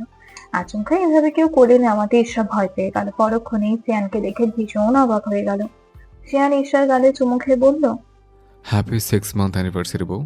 আই এম রিয়েলি সরি তুমি হার্ট করার জন্য। আই প্রমিস আর কখনো এমন হবে না। ঈশার মন খারাপ উড়ে গেল। ঠোঁটের কোণে মুচকি হাসি দেখে ফুটে উঠল। সিয়ান ঈশাকে নিয়ে ডাইনিং এ চলে এলো। ঈশাকে একটা চেয়ারে বসিয়ে বলল, ওকে, আমার বউ যখন এত শখ করে রেঁধেছে তাহলে তো খেতেই হবে। সানভি ডাইনিং এ আস্তে আস্তে বলল, তোর আগে আমি টেস্ট করব, বলে দিলাম। তুই এখনো বাচ্চাই রয়ে গেলে। ঈশা সুন্দর করে একটা কেকও বানিয়েছে। সঙ্গে সিয়ানের পছন্দের ভেজ বিরিয়ানি আর চিকেন চিজ পাস্তা বানিয়েছে, আর সানভির ফেভারিট চিকেন ফ্রাই। এগুলো করতে করতে ঘেমে নিয়ে একাকার হয়ে গিয়েছিল সে। রেড ভেলভেট কেকটার উপর রেড চেরি দিয়ে সাজানো। চেরি সিয়ানের ভীষণ প্রিয়, তাই চেরি দিয়েই ডেকোরেশন করেছে। কেকের মাঝখানে হ্যাপি 6 মান্থ অ্যানিভার্সারি লেখা। সিয়ান ঈশা দুজনে কেক কাটে, তারপর ঈশাই সবাইকে খাবার সার্ভ করে দেয়। আর 2 মাস কেটে গেছে। আজকে ঈশিতার এইচএসসির লাস্ট এক্সাম ছিল। বাসায় ফিরেই ফ্রিজ থেকে পানির বোতল নিয়ে গিয়ে সোফায় বসে পড়ে ঈশিতা। খেতে খেতে বলে, উফ, শান্তি। এতদিনে পরীক্ষা শেষ হলো। এই কয়টা দিন পুরো পাগল পাগল হয়ে গিয়েছিলাম। সেলিনা বেগম কিচেন থেকে নাস্তা নিয়ে আস্তে আস্তে বললেন, পরীক্ষা শেষ হয়েছে, এখন তো বিয়ের খুশিতে তুই লাফাইতে, তাই না? এদিকে পড়ার বেলায় নাকি পাগল হয়ে যায়। যত সব পড়া ফাঁকিবাজির ধান্দা। আমি আবার কখন বিয়ের কথা বললাম? বলতে হবে কেন? এমনিতেই তো বুঝি আমি। একটা কথা শুনে রাখ, এটা ভাবিস না যে বিয়ে হলে পড়াশোনা থেকে বেঁচে যাবি। ভার্সিটিতে ভর্তি হতে হবে তোকে। আমি কি বলেছি নাকি যে পড়াশোনা ছেড়ে দিব? সেলিনা বেগমের ফোনে ফারাজের কল এলো। উনি খানিকটা হেসে কলটা রিসিভ করলেন। কথা শেষ করে ঈশিতার দিকে তাকিয়ে বললেন, এই যে বিকেলে রেডি হয়ে থাকবেন, আপনার হবু জামাই এসে আপনাকে নিয়ে বিয়ের শপিংয়ে যাবে। ওকে, বলে দাও। আমি আজকে টায়ার্ড, যেতে পারবো না। এটা কোন ধরনের কথা ঈশিতা? বিয়ের জন্য তো খুব লাফালাফি করছিলি, তাহলে এখন যাবি না? এটা কি কথা? শোন, কোনো কথা শুনতে চাই না। ফারাজ আসলে বিকেলে চুপচাপ ফারাজের সাথে রেডি হয়ে বেরোবি। বলে উনি চলে গেলেন। ঈশিতা সেইভাবে পাত্তা না দিয়ে টিভি অন করে খাওয়া শুরু করলো। বিকেলে ফারাজ এসে ঈশিতাকে নিয়ে বের হয়। ঈশিতা প্রথমে যেতে চায়নি। সেলিনা বেগম ওকে একটা রাম ধমক দিয়ে জোর করে রেডি করে পাঠিয়েছেন। ওদের শপিং করা শেষে ফারাজ ঈশিতাকে ওর বাড়িতে পৌঁছে দেয়। আজকে ফারাজ আর ঈশিতার হলুদ। ঈশিতা ওর সকল ফ্রেন্ডসদেরকে হলুদে ইনভাইট করেছে। ঈশানদের পুরো বাড়ি সুন্দর করে সাজানো। ওদের সব আত্মীয় স্বজন বন্ধু বান্ধব সবাইকে ইনভাইট করেছে। ফারাজদেরও বাড়ি ভর্তি মেহমান। ঈশা গতকালই নিজের বাড়িতে চলে এসেছে। এদিকে ঈশানের জোরাজোরিতে সিয়ান আর সানভি ঈশানদের বাড়িতে গেছে। সিয়ান চেয়েছিল ঈশাকে নিয়ে যেতে, কিন্তু ঈশা ও বাড়িতে চলে গেছে। সিয়ান প্রথমে এটা নিয়ে রেগে থাকলেও পরে আর তেমন বেশি রাগ দেখায়নি। ফারাজের গায়ে হলুদ ছুঁয়ে ওরা সবাই ঈশিতাদের বাড়িতে হলুদ ছোঁয়াতে গেল। ঈশা ভেবেছিল শাড়ি পরবে, কিন্তু সিয়ানের নিষেধের কথা মনে পড়তে ও আর শাড়ি পরলো না। হলুদ আর সাদা রঙের একটা চুড়িদার পরে তৈরি হয়ে নিল। ফারাজরা সবাই ঈশিতাদের বাড়িতে পৌঁছে গেল। এখানে ওদের দুজনকে একসাথে হলুদ দেওয়া হলো। সবাই একে একে ওদের সাথে ছবি তুললো। ঈশিতা বলল, তুমি যে শাড়ি পরলে না, এমনি। তবে তোমাকে দারুণ সুন্দর লাগছে, ঠিক একটা কাঠগোলাপ ফুল। সিয়ান এগিয়ে এসে ঈশ্বর দিকে তাকিয়ে বলল, কাঠগোলাপই তো, আমার পার্সোনাল কাঠগোলাপ।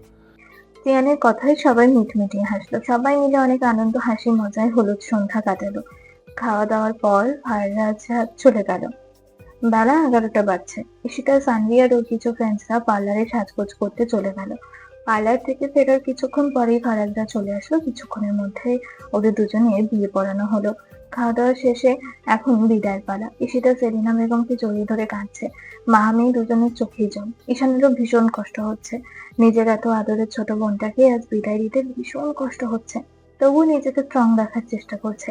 সেলিনা বেগমকে ছেড়ে ঈশিতা দৌড়ে গিয়ে ঈশানকে জড়িয়ে ধরলো। ঈশানকে জড়িয়ে ধরে ভীষণ কাঁদছে মেয়েটা। ঈশান 2 হাতে বোনকে বুকে আগলে রাখলো। বেশ কিছুক্ষণ পর ঈশিতাকে ছাড়িয়ে বলল, কেঁদে কেটে কি করেছিস নিজের হাল, আর কাঁদিস না। ঈশিতার হাত ধরে ফারাজের সামনে গিয়ে দাঁড়ালো। তারপর ফারাজের হাতে ঈশিতার হাত তুলে দিয়ে বলল, আমার বোনটাকে কষ্ট দিও না কখনো, ওর খেয়াল রেখো, ও ছোট এখনো, কোনো ভুল করলে বুঝিয়ে বলো। ফারাজ ঈশান আর সেলিনা বেগমকে আশ্বস্ত করে বলল, চিন্তা করবেন না আপনারা, ওর দায়িত্ব যখন নিয়েছি তখন ওকে ভালো রাখার দায়িত্বও আমার। ফারাজ আর ঈশিতার সাথে ইশরা আর সানভিও চলে গেল। সিয়ানকে যেতে বলেছিল, কিন্তু সিয়ান যায়নি। ঈশান বারান্দায় দাঁড়িয়ে আছে। সিয়ান ঈশানের কাঁধে হাত রেখে বলল, মন খারাপ করিস না, বোন যখন আছে তখন একদিন না একদিন তো বিদায় নিতেই হতো। ঈশান সিয়ানের দিকে ঘুরে দাঁড়ালো, বলল, তুই ওদের সাথে যাসনি? না, তোর মনের অবস্থা ঠিক নেই, তাই ভাবলাম তোর সাথে থাকলে তোর মনটা কিছুটা হলেও হালকা হবে। ঈশান বলল, চল রুমে যাই। সেলিনা বেগমের মনটাও ভীষণ খারাপ। একমাত্র মেয়েকে বিদায় দিয়ে মনে হচ্ছে ঘরটা ফাঁকা হয়ে গেছে। তিনি নিজের রুমে শুয়েছিলেন বেশ অনেকটা সময়। সব মেহমানরাই প্রায় চলে গেছে। মেহমান বলতে শুধু ওনার বড় বোন রেহেনা আর তার মেয়ে চৈতি আছে। ওনার বড় বোনের হাজবেন্ড প্রবাসী, তাই উনি আসতে পারেনি। এখন চা নাস্তার আয়োজন করতে উনি উঠে কিচেনে গিয়ে দেখেন রেহেনা বেগম আর চৈতি মিলে বিভিন্ন প্রকার স্ন্যাক্স রেডি করছে। সেলিনা বেগমকে দেখে বললেন, সেলিনা, তুই আবার উঠে এলি কেন? আমি তো সব কিছু রেডি করছিলাম। চুপচাপ ডাইনিংয়ে গিয়ে বস, আমি আর চৈতি সব কিছু নিয়ে আসছি। সেলিনা বেগম ডাইনিং এ গিয়ে বসেন। কিছুক্ষণ পর রেহেনা বেগম আর চৈতি সবকিছু নিয়ে ডাইনিং টেবিলে নিয়ে আসে। রেহেনা বেগম টেবিলে নাস্তা সাজাতে সাজাতে বললেন, সেলিনা, তোর সাথে একটা জরুরি কথা ছিল। আপা বলল। বলছিলাম যে ঈশানের তো বিয়ের বয়স হয়েছে, ওর বিয়ের ব্যাপারে কিছু ভেবেছিস? ঈশানের বিয়ের কথা মনে হতেই ঈশার কথা মনে পড়ে যায় সেলিনা বেগমের। মুহূর্তেই চোখ মুখ আধার নেমে আসে। ছেলের বিয়ে নিয়ে তো ওনার অনেক স্বপ্ন ছিল, ভেবেছিল ঈশার সাথে ঈশানের বিয়ে দেবে। ওনার ছেলের মনের অবস্থা যে কতটা খারাপ হয়ে আছে, কতটা যে কষ্টে আছে ঈশান, সেটা তো শুধু উনিই জানেন। শুকনো মুখে রেহেনা বেগমকে বললেন, তেমন কিছু ভাবা হয়নি। তোর কাছে একটা আবদার আছে, আশা করি আমার এই আবদার তুই ফেলবি না। কি আপা? আমার ইচ্ছে ঈশানের সাথে আমাদের চৈতির বিয়ে দেব। চৈতি ঈশানকে অনেক পছন্দ করে। কিন্তু আপা, ঈশানের তো পছন্দ অপছন্দের ব্যাপার আছে। ঈশানের কি পছন্দের কেউ আছে? না, তেমন কেউ নেই। তাহলে আর কি, ঈশানকে ডেকে আন, ওর সাথে আমিই কথা বলি। সেলিনা বেগম ঈশানকে ডাকতে যাওয়ার জন্য উঠে দাঁড়াতেই চৈতি বলেই চৈতি ঈশানকে ডাকতে চলে গেল। ঈশানের রুমের দরজার সামনে দিয়ে নক করলো। সিয়ান দরজা খুলতেই চৈতি ভিতরে ঢুকে গেল। ঈশান বেডে হেলান দিয়ে শুয়ে আছে, মনোযোগ ফোনের স্ক্রিনে। চৈতি বলল, চৈতির কণ্ঠে অবাক হয়ে তাকালো ঈশান। কিছু বলতে যাবে তার আগেই চৈতি লজ্জা মিশ্রিত হাসি দিয়ে দৌড়ে বেরিয়ে গেল। সিয়ান ঈশানের পাশে বসে বলল, ব্যাপার কি বলতো? মেয়েটা তোকে নাম ধরে ডাকলো, আবার তুমিও করছে। আমিও তো বুঝতে পারছি না। সিয়ান আর ঈশান ডাইনিং এ এসে বসলো। রেহেনা বেগম বললেন, এইবার চৈতির ওই সময়ের ব্যবহারের ব্যাপারটা সিয়ান আর ঈশান দুজনেই বুঝতে পারলো। রেহেনা বেগমের কথায় ঈশানের বেশ রাগ হয়, কিন্তু রাগটা কন্ট্রোল করে ঈশান বলল, আমার পক্ষে চৈতিকে বিয়ে করা সম্ভব না আন্টি, আমি ওকে বোনের নজরে দেখি। রেহেনা বেগম বললেন, আমার চৈতিকে পছন্দ নয়, আমি ওকে বিয়ে করব না। বলেই ঈশান উঠে চলে যায়। ঈশানের পেছন পেছন সিয়ানও উঠে চলে যায়। চৈতিকে পছন্দ না শুনে রেহেনা বেগমের মুখটা অপমানে ছোট ছোট হয়ে যায়। তিনি এবার রেগে গিয়ে সেলিনা বেগমকে বলেন, উনি চৈতির হাত ধরে নিয়ে গেলেন। সেলিনা বেগম ওনাকে ডাকতে লাগলো, আপা, আমাদের কথাটা শুনে যাও, এভাবে রেগে চলে যেও না আপা। মিনিট 15 বাদে রেহেনা বেগম আর চৈতি লাগেজ গুছিয়ে বেরিয়ে যায়। সেলিনা বেগম ওনাদের বেশ কয়েকবার থাকতে বলেন, কিন্তু রেহেনা বেগম কোনো কথা শুনতে চান না। উনি ওনার মেয়েকে নিয়ে বেরিয়ে যায়। ফরাজদের বাড়িতে ওর সব কাজিনরা ঈশিতাকে ঘিরে বসে আড্ডা দিচ্ছে। সানভিও সবার সাথে মিশে গেছে। তবে এর মধ্যে একটা ছেলে বেশ অনেকক্ষণ ধরেই সানভির দিকে তাকিয়ে আছে, যেটা সানভিকে বেশ অস্বস্তিতে ফেলছে। ছেলেটা ফরাজের ফ্রেন্ড। সানভি একটা সময় বিরক্ত হয়ে ঈশার পিছনে গিয়ে বসে। রাতের বেলা খাওয়া দাওয়ার সময় টেবিলে ছেলেটা সানভির সামনাসামনি বসে। এখন সানভির দিকে এক দৃষ্টিতে তাকিয়ে আছে। সানভি তাড়াতাড়ি খেয়ে উঠে চলে যায়। ছেলেটাও খাওয়া শেষ করে সানভির পেছন পেছন যায়। সানভি গিয়ে ঈশার রুমে বসে। রুমের দরজা খোলা থাকায় ছেলেটাও ওই রুমে আসে। এগিয়ে এসে বলে, হাই, আমি আশিক। সানভি বেশ বিরক্তি নিয়ে বলল, তো আমি কি করব? আপনি কি ডিস্টার্ব ফিল করছেন? বুঝতেই যখন পেরেছেন, তাহলে আবার ডিস্টার্ব করছেন কেন?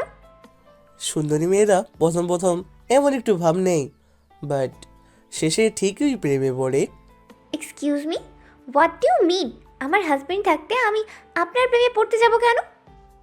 সানভির প্রশ্নে আশিক ভাবাচাকা খেয়ে গেল। অবাক কণ্ঠে বলল, আপনি married? Yes, I am married. ঈশ্বর সানভিকে খুঁজতে খুঁজতে রুমে এসে এই কথা শুনে প্রথমে খানিকটা অবাক হলো, পরে ব্যাপারটা বুঝতে পারে আর ঠোঁট চেপে হাসে। আশিক আর কথা বাড়ায় না, পেছনে ফিরে ঈশ্বরকে দেখে রুম থেকে বেরিয়ে পড়ে। আশিক চলে যেতেই রুমের দরজা আটকে দুজনেই একসাথে হেসে দেয়। হাসতে হাসতে ঈশ্বর বলে, বাহ, ভালোভাবেই ব্যাপারটা হ্যান্ডেল করলে দেখছি। ঠিকই আছে, যা বলেছি ঠিকই বলেছি। সেই আসার পর থেকে আমার দিকে তাকিয়েছিল, শুধু তাই না পিছন পিছন এসে বিরক্ত করা শুরু করে দিয়েছিল। যাই হোক, এখন তো মিথ্যে বলতে হয়েছে, নেক্সট টাইম আর মিথ্যে বলতে হবে না। তোমার ভাইয়াকে বলে তোমার আর ঈশান ভাইয়ের বিয়ের ব্যবস্থা করব। কেউ তখন আর বিরক্ত করলে ডিরেক্ট ঈশান ভাইয়া আহ, এসে তোমায় প্রোটেক্ট করবে। তানভি হতাশ হয়ে বলল, সেগুড়ে বালি, এই জীবনে বোধহয় তার হবে না। ভাবি হয়ে আমার ননদিনীর জন্য এইটুকু করতে পারবো না? দেখবি ঈশান ভাইয়াও তোমায় ভালোবাসবে। দেখতে দেখতে 1 বছর চোখের পলকে কেটে গেছে।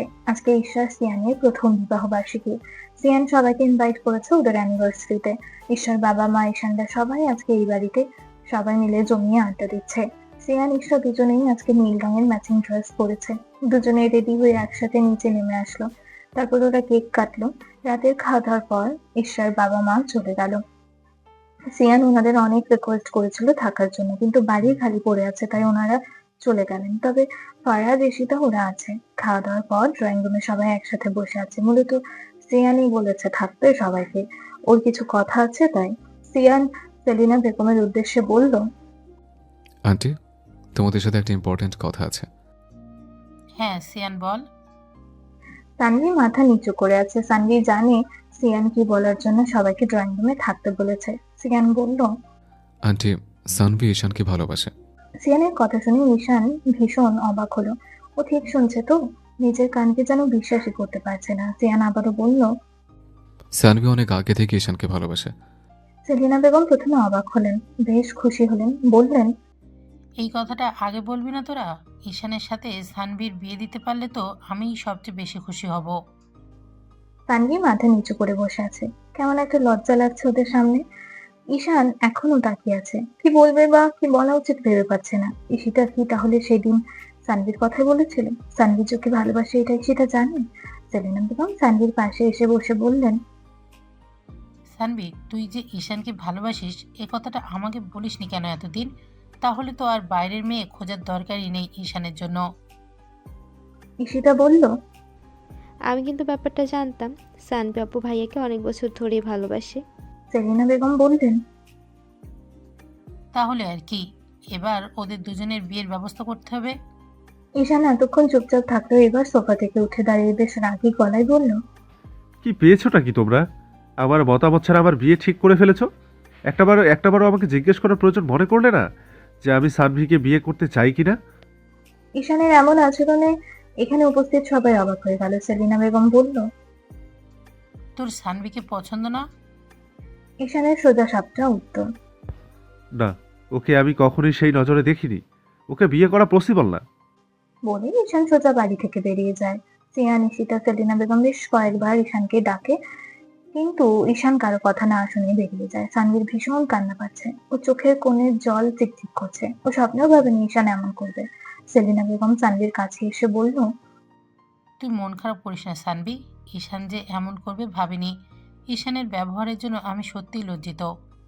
সানভি হাসার চেষ্টা করে বলল, আমার কষ্ট পাওয়া না পাওয়া ওনার আর কি, উনি তো ঠিকই বলেছেন, জোর করে তো আর কাউকে ভালোবাসা চায় না। ওনার হয়তো বা পছন্দের কেউ আছে, সেই জন্যই উনি এমন রিয়্যাক্ট করেছেন। তুই চিন্তা করিস না, আমি ওকে ঠিক রাজি করাবো দেখিস। লাভ নেই আন্টি, জোর করে তো আর কারো মনে ভালোবাসা তৈরি করা যায় না। বলেই সানভি দৌড়ে ওই রুমে চলে যায়। সেলিনা বেগম হতাশ হয়ে বসে পড়েন সোফায়। ইশরা সানভির পিছন পিছন চলে যায়। সিয়ান সেলিনা বেগমকে জিজ্ঞেস করল, ঈশান কি কাউকে ভালোবাসে আন্টি?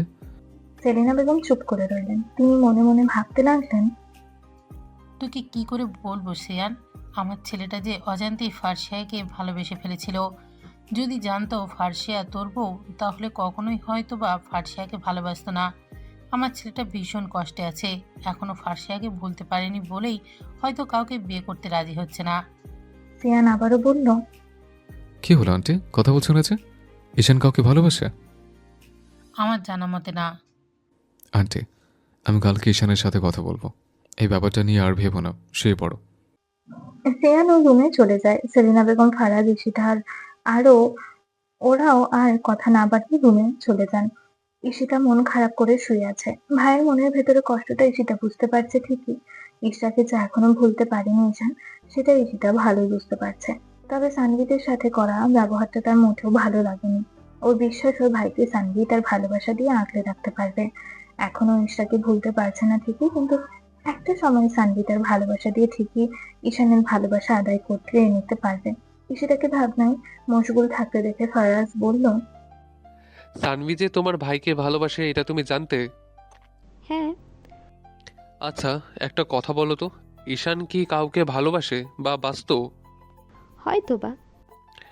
তার মানে কাউকে ভালোবাসতো? ঈশিতা একটা তপ্ত নিঃশ্বাস ফেলে বলল, একটা জিনিস কি জানো ফরাজ, কখনো কখনো পরিস্থিতির শিকার হয়ে ভালোবাসার মানুষকে স্যাক্রিফাইস করতে হয়। তখন বাস্তবতা মেনে নেওয়া ছাড়া আর কোনো উপায় থাকে না। যতই ভুলে যাওয়ার চেষ্টা করা হোক না কেন, হাজার চাইলেও ভোলা যায় না, ঠিকই মনের মধ্যে কোথাও না কোথাও থেকে যায়। ঈশানের লাইফে কি এমন কিছু ঘটেছে? গুড নাইট, ভালো লাগছে না আমার, ঘুমিয়ে পড়ো। বলে ঈশিতা পাশ ফিরে শুয়ে পড়ে। এই বিষয়ে কোনো রকম কথা বলতে সে ফারাজের সাথে ইচ্ছুক না। তাছাড়া এই ব্যাপারে কি বা বলবে ফারাজকে? ঈশিতা বলতে চাইছে না দেখে ফারাজ আর কিছু জিজ্ঞেস করলো না। সে নিজেও শুয়ে পড়লো। ঈশান সিয়ানের বাড়ি থেকে বেরিয়ে নিজের বাড়িতে চলে আসে। নিজের রুমের বারান্দা ফ্লোরে বসে আকাশের দিকে তাকিয়ে আনমনে বলতে শুরু করে, আমার সাথেই কেন এমন হতে হলো? কেন আমি ভুল মানুষকে ভালোবাসলাম? কেন যাকে চাওয়াটা অন্যায় আর পাওয়াটা অসম্ভব, আমি যে কিছুতেই ওকে ভুলতে পারছি না। আজ একটা বছর ধরে হাজার চেয়েও ভুলতে পারলাম না ওকে। কি করে ভুলবো ওকে? কি করব আমি, কি করব? বলে দুই হাতে নিজের মাথা চুল চেপে ধরে। মাথায় যন্ত্রণা হচ্ছে, নিজেকে কেমন যেন পাগল পাগল লাগছে ঈশানের। কিছুতেই ভুলতে পারছে না ঈশ্বরকে, আর না পারছে নিজের মনে অন্য কাউকে জায়গা দিতে। ঈশ্বরের জায়গায় কাউকে কল্পনাও করতে পারে না সে। যতই হোক প্রথম ভালোবাসা, প্রথম অনুভূতি ভুলে যাওয়া কি আদৌ সম্ভব? সকালবেলা ঈশানদের বাড়িতে সিয়ান আসে। সিয়ান এসে সোজা ঈশানের সাথে কথা বলতে ওর রুমে চলে যায়। সেলিনা বেগম কিচেনে দুপুরের রান্না করছেন। ঈশান হসপিটালে যাওয়ার জন্য রেডি হতে হতে বলল, কি বলবি তাড়াতাড়ি বল, আমাকে বেরোতে হবে। কাউকে ভালোবাসিস তুই? ঈশানের কাছে সিয়ানের এই কথাটা ভীষণ হাস্যকর মনে হলো। তার ছেলে হেসে বলল, জেনে কি করবি তুই? তুই কাউকে ভালোবাসে থাকলে সানভির ব্যাপারে আমি জোর করব না, কারণ নিজের বোনের ভালোবাসা বাঁচাতে গিয়ে আরেকজনের ভালোবাসা শেষ করতে পারি না। তুই কাউকে ভালোবাসে থাকলে জোর করে তোদের বিয়ে দিলে কেউই তো সুখী হতে পারবি না। বুঝতেই যখন পারছিস ব্যাপারটা, তাহলে কেন বারবার একই কথা বলছিস? আমার কথা হচ্ছে, তুই কাউকে ভালোবাসিস কিনা সেটা ক্লিয়ার করে বল। জানি না। বলে ঈশান বেরিয়ে গেল। সিয়ান রুম থেকে বেরোতে বেরোতে ঈশান বেরিয়ে চলে যায়। সিয়ান সেলিনা বেগমকে বলে, কথা এরকম অসম্পূর্ণ রেখে চলে গেলে কিভাবে হবে বলতো? ঈশানকে বললাম, তুই যদি কাউকে ভালোবেসে থাকিস তাহলে ক্লিয়ার করে বল। উল্টো জানি না বলে চলে গেল। বিরক্ত হয়ে সোফায় বসে পড়ল সিয়ান। সেলিনা বেগম বললেন, ও হয়তো কোনো ব্যাপারে ডিপ্রেসড হয়ে আছে, তাই ঠিক মতো উত্তর দিচ্ছে না। তুই চিন্তা করিস না, ওকে আমি ঠিকই রাজি করাবো। তুই বসে একটু, আমি তোর জন্য টেবিলে খাবার দিচ্ছি। সেলিনা বেগম উঠে কিচেনে চলে গেলেন। সানভি আজকের হসপিটালে যায়নি। কাল রাতের পর থেকেই মনটা ভীষণ খারাপ হয়ে আছে। ইশরাও রুমে এসে নক করলো। সানভি ভিতর থেকে বলল, খোলা আছে, আসতে পারো। ইশরা রুমে ঢুকে সানভির পাশে গিয়ে বসলো। কি হলো? এখনো এই একটা ব্যাপার নিয়ে মন খারাপ করে আছো? তোমার ভাইয়া তো গেছে কথা বলতে, দেখবে ঠিক ওনাকে রাজি করিয়ে আসবে। আমার মনে হয় না রাজি হবে। আগে থেকেই এত বেশি বেশি ভাবছো কেন বলো তো? এসো খাবে, চলো। সকাল থেকে কিছুই খাওনি। আমার খিদে নেই। খিদে নেই বললে হবে না তো, এক্ষুনি চলো আমার সাথে। বলে ইশরা জোর করে সানভিকে নিয়ে গেল। রাত প্রায় 11:30। সেই সকালে ঈশান বাড়ি থেকে বেরিয়েছিল আর এই মাত্র ফিরেছে। ঈশান নিজের রুমে লাইট অফ করে শুয়ে আছে। সেলিনা বেগম ঈশানের রুমে এসে মাথার পাশে বসলেন। চুলে হাত বুলিয়ে দিতে দিতে বললেন, এখনো ফার্সিয়াকে ভুলতে পারিসনি তাই তো? ঈশান চুপচাপ চোখ বন্ধ করে আছে। এই মুহূর্তে ওর মায়ের সেই সাথে এই ব্যাপারে কোনো রকম কথা বলার ইচ্ছে নেই। সেলিনা বেগম বুঝতে পারছে ঈশান জেগে আছে, কিন্তু এই ব্যাপারে ওনার সাথে কথা বলতে ইচ্ছুক নয় দেখে চুপ করে আছে। তিনি আবারও বললেন, দেখ, যা হয়ে গেছে হয়ে গেছে। একটা কথা মাথায় রাখ, আল্লাহ যা করে ভালোর জন্যই করে। ফার্সিয়া শিয়ানের স্ত্রী, ওরা দুজন দুজনকে ভালোবাসে, দুজন দুজনকে ভালোবেসে সুখে আছে। এবার বাস্তবতা মেনে নিতে শেখ বাবা। জীবন কারোর জন্য থেমে থাকে না। আর গতকাল ফার্সিয়াকে ভালোবেসে নিজের জীবনটা এভাবে শেষ করবি? এবার ওকে ভুলে গিয়ে নতুন করে সবটা শুরু করা উচিত তোর। সানভি তোকে ভীষণ ভালোবাসে, মেয়েটা ভীষণ ভালো। সব কিছু ভুলে গিয়ে সানভিকে আপন করে নে। মেয়েটা অন্য সব মেয়ের মতো না। অন্য কোনো মেয়ে হলে তোকে এতদিন নিজের ভালোবাসার কথা বলতো, তোর পিছনে পিছনে পড়ে থাকতো। অথচ দেখ, সানভি সিয়ানকে দিয়ে তোকে ভালোবাসার কথা জানিয়েছে। ও তোকে ভীষণ ভালোবাসে, তোকে আগলে রাখতে শুধুমাত্র ওই পারবে। উনি একটা দীর্ঘশ্বাস ফেলে বললেন, দেখ, আমার যা বলার ছিল আমি বলে দিলাম। এবার তুই কি করবি না করবি সেটা সম্পূর্ণ তোর ব্যাপার। তোকে সানভির ব্যাপারে জোর করছি না, তবে আমার কথাগুলো একটু ভেবে দেখিস। বলে উনি রুম থেকে বেরিয়ে গেলেন। সেলিনা বেগম বেরিয়ে যেতে ঈশান চোখ মেলে তাকালেন। রুমে হালকা নীল রঙের ড্রিম লাইটের আলো জ্বলছে।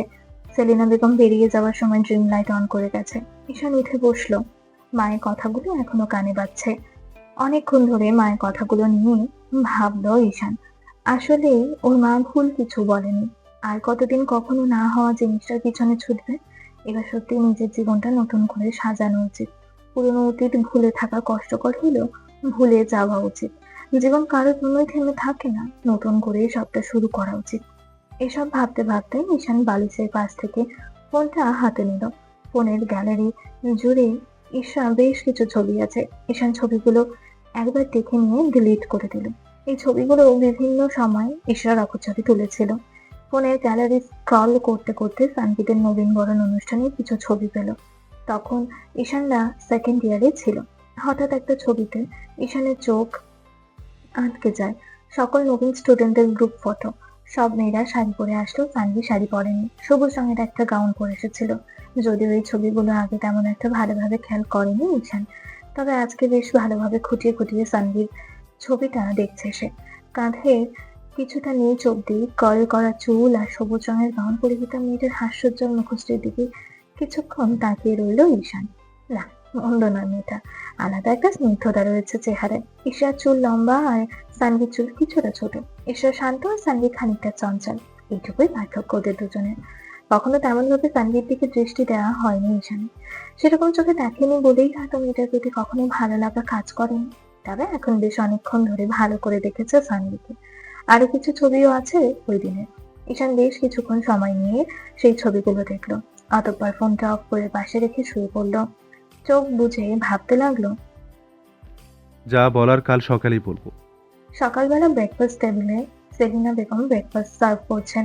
ঈশান চেয়ার টেনে বসতে বসতে বলল, মা, আমি একটা ডিসিশন নিয়েছি। কি? সবকিছু নতুন করে শুরু করব ভাবছি। সিয়ানকে ফোন করে বলে দিও আমি সানভিকে বিয়ে করব। সানভিকে নিয়েই সবটা শুরু করতে চাই। তবে হ্যাঁ, আমার একটা শর্ত আছে। সেলিনা বেগম ঈশানের কথা শুনে প্রথমে খুশি হয়, তবে শর্তের কথা শুনে তিনি ভ্রুকুচকে বললেন, কি শর্ত? তার জন্য আমাকে কয়েক মাস সময় দিতে হবে। সানভির সাথে নিজেকে মানিয়ে নেওয়ার জন্য আমার সময় চাই। ঠিক আছে, সময় লাগলে লাগবে। তুই যে রাজি হয়েছিস এতে আমি অনেক খুশি। ব্রেকফাস্টের পর ঈশান হসপিটালে চলে যায়। সেলিনা বেগম ঈশানকে ব্রেকফাস্টের পর ঈশান হসপিটালে চলে যায়। সেলিনা বেগম সিয়ানকে ফোন করে। সিয়ানের ফোন সুইচ অফ থাকায় ঈশাকে কল করে। ঈশা শাওয়ার নিয়ে এসে দেখলো কল বাজছে। ফোনের কাছে এগিয়ে এসে সেলিনা বেগমের নাম্বার দেখে মুচকি হেসে কল রিসিভ করে বলল, হ্যালো, আসসালামু আলাইকুম আন্টি, কেমন আছো? এই তো আলহামদুলিল্লাহ ভালোই। তোমরা কেমন আছো? আলহামদুলিল্লাহ। সিয়ান কোথায়? ফোন সুইচ অফ, ফোনে পাতনি। একটু বেরিয়েছে। কেন আন্টি? ঈশান রাজি হয়েছে, এই খবরটা দেওয়ার জন্যই ফোন দিয়েছিলাম। ঈশান রাজি হয়েছে শুনে ঈশার মুখে হাসি ফুটে ওঠে। খুশি হয়ে বলল, সত্যি আন্টি? হুম, তবে ঈশান বলেছে ওর কয়েক মাস সময় চাই। আমি এক্ষুনি সানভিকে খবরটা দিচ্ছি। আচ্ছা ঠিক আছে, রাখছি, পরে কথা হবে। আচ্ছা। ঈশা ফোন দেখে দৌড়ে সানভির রুমে গিয়ে সানভিকে জড়িয়ে ধরে বলল, সানভি, ঈশান ভাইয়া রাজি হয়েছে। সানভির কাছে মনে হচ্ছে ঈশা মজা করছে, তাই সানভি বলল, প্লিজ ভাবি, মজা করো না, আমার ভালো লাগছে না। আমি মজা করছি না, সত্যি উনি রাজি হয়েছে। বিশ্বাস না হলে এই নাও, আন্টির সাথে কল রেকর্ডটা শোনো। ঈশা একটু আগের কল রেকর্ডটা সানভিকে শোনায়। এবার সানভি বিশ্বাস করে, খুশিতে ঈশাকে জড়িয়ে ধরে বলে, আই এম সো হ্যাপি ভাবি, ও যে সত্যি রাজি হবে আমি ভাবতেই পারিনি। বলেছিলাম না উনি রাজি হবে, আর তুমি শুধু শুধুই মন খারাপ করে বসেছিলে। বিকেলে ঈশান আর সেলিনা বেগম সিয়ানদের বাসায় আসে। মূলত ঈশান এই সানভির সাথে আলাদা কথা বলতে এসেছে, সেই সাথে আজকে ওদের এঙ্গেজমেন্টও হবে। ফারাজ এসে তারাও চলে এসেছে। সবাই ড্রয়িং রুমে কথা বলছে। নিজের রুমের ব্যালকনিতে সানভি দাঁড়িয়ে আছে। আজকে শাড়ি পরেছে সে, জীবনে প্রথম শাড়ি পরেছে, তাই শাড়ি সামলাতে খানিকটা হিমশিম খাচ্ছে। শাড়ি পরতে পারতো না বলে এর আগে কখনো শাড়ি পরা হয়নি। আজকে ঈশ্বরকে শাড়ি পরিয়ে দিয়েছে। ওর কেমন যেন লজ্জা লাগছে, তাই ও আর নিচে যায়নি। ঈশান সানভির সাথে কথা বলার জন্য সানভির রুমে আসে। সানভিকে রুমে দেখতে না পেয়ে ব্যালকনির দিকে যায় ঈশান। ব্যালকনিতে গিয়ে সানভিকে দেখতে পেল। ওর দিকে খানিকটা এগিয়ে গিয়ে বলল, কেমন আছো তুমি?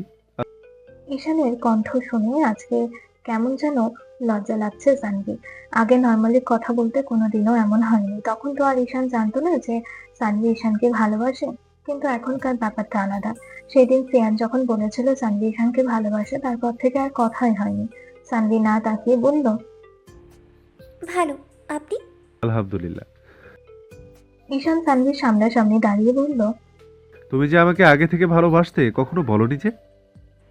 বলার সুযোগটাই তো আপনি কখনোই দেননি, সবসময় সেই এক ভাই বোনের সম্পর্ক টেনেছেন। সানভির কথা বলার ধরনে ঈশান হেসে উঠল, বলল, তোমাকে কখনো অন্য চোখে দেখিনি আমি, তাই তখন যেটা ভাবতাম সেটাই বলেছি। একটা কথা ছিল, আপনি মন থেকে রাজি তো এই বিয়েতে? ঈশান বলল, কোনো সন্দেহ আছে? না, তবু। আমি তোমাকে বিয়ে করব ঠিক আছে, তবে আমার কয়েক মাস সময় চাই। তোমার সাথে মানিয়ে নিতে আমার সময় লাগবে। তোমার কোনো আপত্তি নেই তো? হুম। সানভির মনটা কিছুটা খারাপ হয়ে গেলেও মুখে সেটা প্রকাশ করলো না। ঈশান বলল, মন খারাপ? না। আজকে থেকে এসব আপনি করে বলা ছাড়তে হবে, তুমি করে বলবে। আচ্ছা। ঈশান সানভির হাত ধরে বলল, নিচে চলো, সবাই অপেক্ষা করছে। দুজনে একসাথে নিচে নেমে এলো। তারপর দুজনে দুজনকে রিং পরিয়ে দেয়। খাওয়া দাওয়ার পর ঈশানরা চলে যায়। 5 মাস পর আজকে বিকালে ঈশান সানভির বিয়ে। গত 5 মাসে ওরা দুজনে আরো ফ্রি হয়েছে। ঈশান সানভিকে মন থেকেই মেনে নিয়েছে। সানভির প্রতি ঈশানের এখন ফিলিংস আছে। ঈশান প্রথম দিকে মনের বিরুদ্ধে গিয়ে রাজি হলেও এখন মন থেকেই সানভিকে চায়। এই 5 মাসে সানভি নিজের ভালোবাসা দিয়ে ঈশানের মন জয় করতে পেরেছে। ঈশানের ইচ্ছেতেই আজ ওদের বিয়ের ডেট ফিক্সড করা হয়েছে। সানভি ঈশা দুজনেরই রেডি হওয়া কমপ্লিট। খয়েরি রঙের ব্রাইডাল লেহেঙ্গায় সেজেছে সানভি। সিয়ান আজকে অনেক খুশি। সানভি ফাইনালি আজ তার ভালোবাসার মানুষটাকে নিজের করে পাবে। বোনের হাসি মুখটাই তো দেখতে চেয়েছিল সিয়ান, তবে এত কিছুর মধ্যেও খানিকটা খারাপ লাগা কাজ করছে। এত বছর ধরে একই বাড়িতে ছিল, ছোট থেকে 2 ভাই বোন একসাথে বড় হয়েছে। এজ ডিফারেন্স বেশি না হওয়ায় ওদের বন্ডিংটাও ছিল একদম ফ্রেন্ডের মতো। দুজন দুজনের কাছে সবকিছু শেয়ার করতো। আর আজকে এত আদরের বোনটাকেই বিদায় দিতে হবে ভাবতে ভীষণ কষ্ট হচ্ছে সিয়ানের। কাঁধে কারো হাতে স্পর্শ পেতে ফিরে তাকালো সিয়ান। ঈশাকে দেখে বলল, সানভি কোথায়? রেডি হয়েছে ও? আমরা রেডি। কিছুক্ষণের মধ্যে ঈশানরা চলে আসলো। ওদের বিয়ে পড়ানোর পর খাওয়া দাওয়া শেষ করলো। বিদায়ের সময় ভাই বোন দুজন দুজনকে জড়িয়ে ধরে ইচ্ছা মতো কাঁদছে। সানভি তো সিয়ানকে ছাড়ছেই না। কাঁদতে কাঁদতে একসময় সেন্সলেস হয়ে যায় সানভি। ঈশান ওকে কোলে করে গাড়িতে তোলে। ওদের গাড়ি চলে যেতে সিয়ান দৌড়ে উপরে চলে যায়। ঈশাও পিছন পিছন রুমে যায়। সিয়ান ওর রুমে চোখ বন্ধ করে শুয়ে আছে। ঈশা সিয়ানের হাত টেনে নিয়ে ওর হাতের ওপর মাথা রেখে শুয়ে পড়ল। সিয়ানের দিকে তাকিয়ে বলল, মন খারাপ আপনার? কষ্ট হচ্ছে সানভির জন্য? কিছুটা। ওর জন্য চিন্তা করবেন না, সানভি ওখানে খুব ভালো থাকবে দেখবেন। সিয়ান ঈশার দিকে তাকিয়ে বলল। হঠাৎই সিয়ান মুখ অন্যদিকে ঘুরিয়ে বলল, আজকে থেকে তোমার সাথে আমি কথা বলবো না। ঈশা ভ্রুকুচকে বলল, কেন? এই যে বিয়ের এতদিন হয়ে গেল, অথচ তুমি এখনো আপনি করেই বলো। এই জিনিস আমার মোটেই পছন্দ না। ঈশা হেসে উঠে বলল, ও আচ্ছা, এই ব্যাপার। ওকে, এখন থেকে তুমি করেই বলবো। হ্যাপি? সিয়ান ঈশাকে জড়িয়ে ধরে কপালে চুমু খেয়ে বলল, লাভ ইউ ফার্সিয়া, লাভ ইউ সো মাচ। ঈশ্বর সানির বুকে মুখ গুজে বলল। আমিও তোমায় ভালোবাসি। রাত 11টা। ঈশানের রুমে শুয়ে আছে সানভি। আস্তে আস্তে চোখ মেলে তাকায় সানভি। রুম অন্ধকার দেখে চিৎকার করে ওঠে সে। ও চিৎকার শুনে ঈশান দৌড়ে রুমে আসে। ঈশান ড্রয়িং রুমে কাজিনদের সাথে আড্ডা দিচ্ছিল। রুমে ঢুকে ঈশান লাইট অন করে।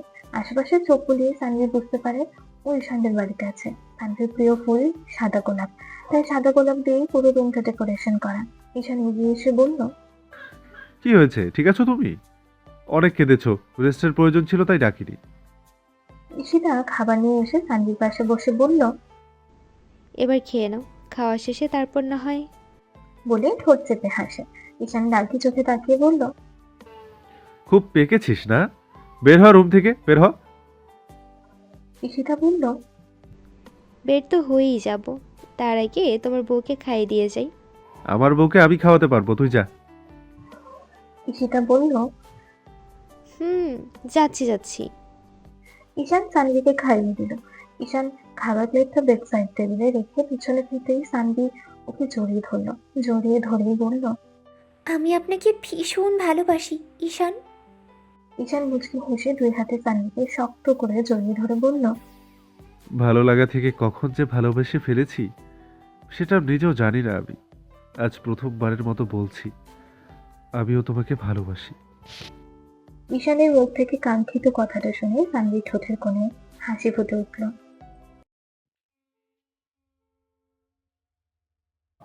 এই যে শুনছো মাই প্রিয় শ্রোতা বন্ধুরা, তোমরা শুনছো সিটি অফ লাভ প্রেরিত প্রেমে সিক্ত গল্প। আর আমাদের সাথে পথ চলতে do like, comments and share. আর সাবস্ক্রাইব করতে কিন্তু একদম ভুলবে না। টাটা।